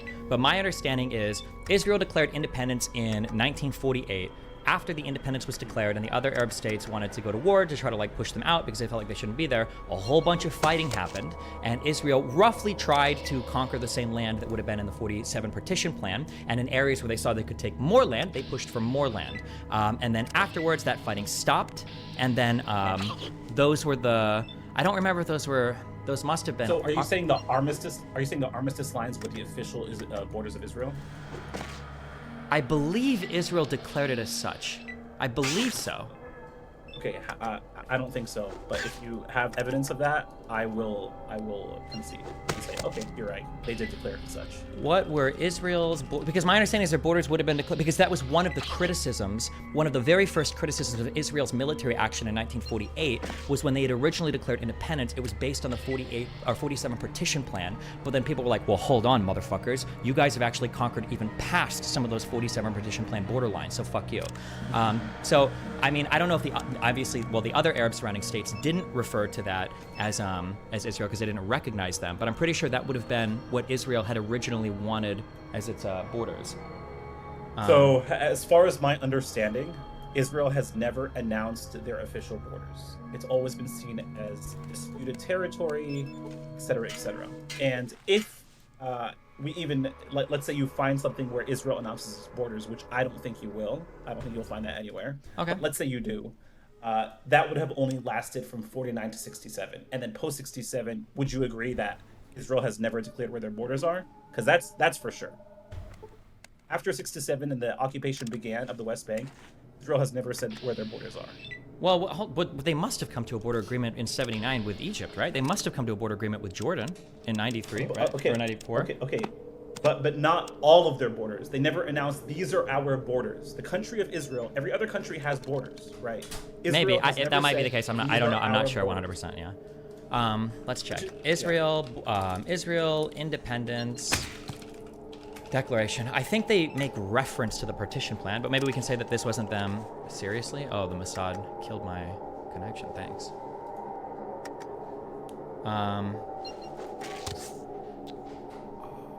Control F borders. Final wording borders. Okay, the borders were not specified in the declaration, although its 14th paragraph indicated a willingness to cooperate in the implementation of the UN Partition Plan. The original draft declared that the borders would be decided by the UN Partition Plan. While this was supported by Rosen and Bekor Shalom Shitrit, it was opposed by Ben-Gurion and Zisling, with Ben-Gurion stating, "We accepted the UN resolution, the Arabs did not. They're preparing to make war on us. If we defeat them and capture Western Galilee or territory on both sides of the road to Jerusalem, those areas become part of the state. But why should we obligate ourselves to accept boundaries that in any case the Arabs don't accept?" The inclusion of the designation of borders in the text was dropped after the provisional government of Israel. The Minchilet Aham voted 5-4 against. The revisionists, committed to a Jewish state on both sides of the Jordan River, that is including Transjordan, wanted the phrase within its historic borders included borders. Okay, so maybe actual borders weren't declared here. That could be the case. That doesn't change my earlier statement, though, that when Jordan invaded into this area, it did annex the West Bank, and that was part of Jordan, same as the Gaza Strip was part of Egypt. These weren't occupied territories. They just became part of those countries, because Palestine didn't exist, and it wasn't a country, and nobody's thought of it until, like, the 80s as being that way. But if you can find something contradicting that, that'd be fine. But, like... Wait, yeah. you don't think that the Palestinians... I think from, like, the 1920s to 1948 didn't want a country? No, they didn't. Country? No. Okay. And can you share with me, like, any source where Jordan announces their new borders as including the West Bank as, like, part of their sovereign territory? I'm pretty sure it's called the annexation of the West Bank. Like when Egypt and Jordan, when all the Arab states went to war with Israel, they just tried to fight against them and take the land that they could. Jordan, I don't even think, I could be wrong, it's because this was the first war, obviously the first Arab-Israeli war. I don't even think Jordan fought against Israel when they invaded the West Bank. I think they basically just like captured the West Bank. It was very mild, yeah. And then chilled. They didn't even push it. So they were literally just conquering territory. Egypt and Israel fought, but they conquered the Gaza Strip and then they chilled. And that was it. But yeah, it wasn't like they were here to like say, and then afterwards, I think for Jordan, because this is why I made fun of someone on Twitter today for saying, why are you confusing Palestinians and Jordanians? I'm pretty sure like 60 or 70% of Jordanian people are like Palestinians, because once Jordan annexed the West Bank, all those people became Palestinians. Yeah, that's where all of those Palestinians in Jordan come from, was the annexation of the West Bank. Then, or a lot of them came from there. And then the Nakba as well, like moving people out, right? But yeah. So 48, the Nakba was where so Jordan stopped taking Palestinians, like giving them citizenship at some point. I want to say it was 67 where they stopped giving them citizenship completely. Like, so today if somebody gets expelled and goes to Jordan, like they can't get a citizenship. It has to be like prior to 67, like during the 48 war up until 67. So again, yeah. So my point is, Israel has never declared their borders, but I don't think it's a big deal to say like whether or not Jordan annexed or whether or not whatever happened. I think the PNC was for the Palestinian sort of quote unquote delegation that wanted all of historical Palestine was established in 48. Am I wrong? Well, hold on. Like after the war. I think this is very important, because I think there's a lot of weird historical revisionism that goes on that. Wait, what is important exactly? On when we say, here's what is truly happening. When we say the occupied territories, a trick has been played in the past few decades, where Israel is occupying territories formerly belonging to the state of Palestine. That's what's the impression that's given off. In reality, the occupied territories are Israel occupying territory that formerly belonged to the nation of Egypt and occupied territory that formerly belonged to the nation of Jordan. So we're starting there, number one, okay? Number two, there was no Palestinian state by which Israel occupied the territory from. Number three, Jordan and Egypt have renounced their desire to have any of that land, okay? Number three, did they renounce their desire, or did they hand it over to the PLO and said the PLO, like we're handing it over to the PLO, like? No, they taught, like, when Jordan initially annexed I didn't read much on this, okay? On the Jericho Conference, I'm curious. Okay, on the Jericho Conference, there were 4 resolutions that were adopted, okay? Palestine Arabs desire unity between Transjordan and Arab Palestine, and therefore make known their wish that Arab Palestine be annexed immediately to Transjordan. They also recognize Abdullah as their king and request him proclaim himself king of new territory. 2, Palestine Arabs express gratitude to Arab states for their efforts in behalf of liberation of Palestine. The delegates indicated that the object of this was to hint to the Arab states that their job was done. I don't know what that quote at the end there is. And then 3 is expression of thanks to Arab states for their generous assistance and support of the Palestine Arab refugees. And 4 is resolved that purport of first resolution to be conveyed to King of Westfall. But yeah, the occupation of the West Bank was Israel conquering territory from Jordan. There was no Palestine. There was no Palestinian state that was occupied. Go ahead. When they say Arab Palestine, Palestine, like what are they referring to there? Just the group of people that was living in that area? Sure. I guess like pre 48 then, right? Sure. That have been living there. Okay. You said that the land that Jordan just said, "Oh, we don't want the land anymore." I believe that Jordan actually gave the land and said this belongs to the Palestinians after 67 war. Okay. I don't That's like when a guy cheats on a girl and then the girl's like, I didn't even like that guy ever. Sure, they might have said it after that territory was conquered in war. Okay, so 1, after the territory was conquered from them in the 67 war, and then 2, after the PLO tried to coup their fucking king. Okay, yeah, they're like, you know what? We actually don't want the West Bank. Fuck it. Sure, but it's not like they gave it because they were bullied so much by Israel. It probably just wasn't worth the effort or the shit or the time or anything else, right? Well, hold on, right? When 242 passed in 67. I think within 242 it says it's inadmissible to acquire land through war, right? So I don't care. I wipe my ass with 242. You can't acquire territory by war. They're mad that in 67 Israel took the West Bank. Mad? Who's mad? Anybody. The entire world is mad. Anybody can be mad. Like, dude, it's that. Hold on. I need you to acknowledge that this is what you're saying. You're saying in Resolution 242, people were really mad that Israel took through war territory that Jordan had 20 years earlier taken through war. Do you agree with that statement? Otherwise, we can talk about that for the next 4 hours. Do I agree with the statement that... Do you agree with the statement that the world said, Israel, it was bad for you to take through war in 1967 what Jordan had taken through war in 1948? That's essentially what we're saying. Okay, so according to you, right? No, not according to me. We're just dealing with the facts. Am I wrong factually anything here? Who did Jordan take the West Bank from? That's a complicated question. You just said that they took it through war. Who did they take it from? If you're saying that there's no Palestinian state, it depends on who did they take it from. It depends on who you ask. So it sounds like they didn't acquire it through war because no one owned it, right? And then once Jordan, according to you, annexed it and made it theirs, Israel did acquire it through war, right? No, so after the mandatory period expires on a particular territory, the way that all of the mandates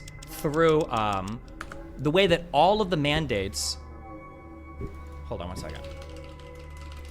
The way that all the mandates work are, this territory is going to be administered by France or Great Britain, blah, blah, blah, until you guys have basically figured your shit out, and then we're going to hand it over to you. Mm-hmm. That's how all of the mandates worked throughout the Middle East, okay? Now, in mandatory Palestine, it's hard to say, well, who had that? Technically, the real answer is the only state that emerged from that was technically Israel.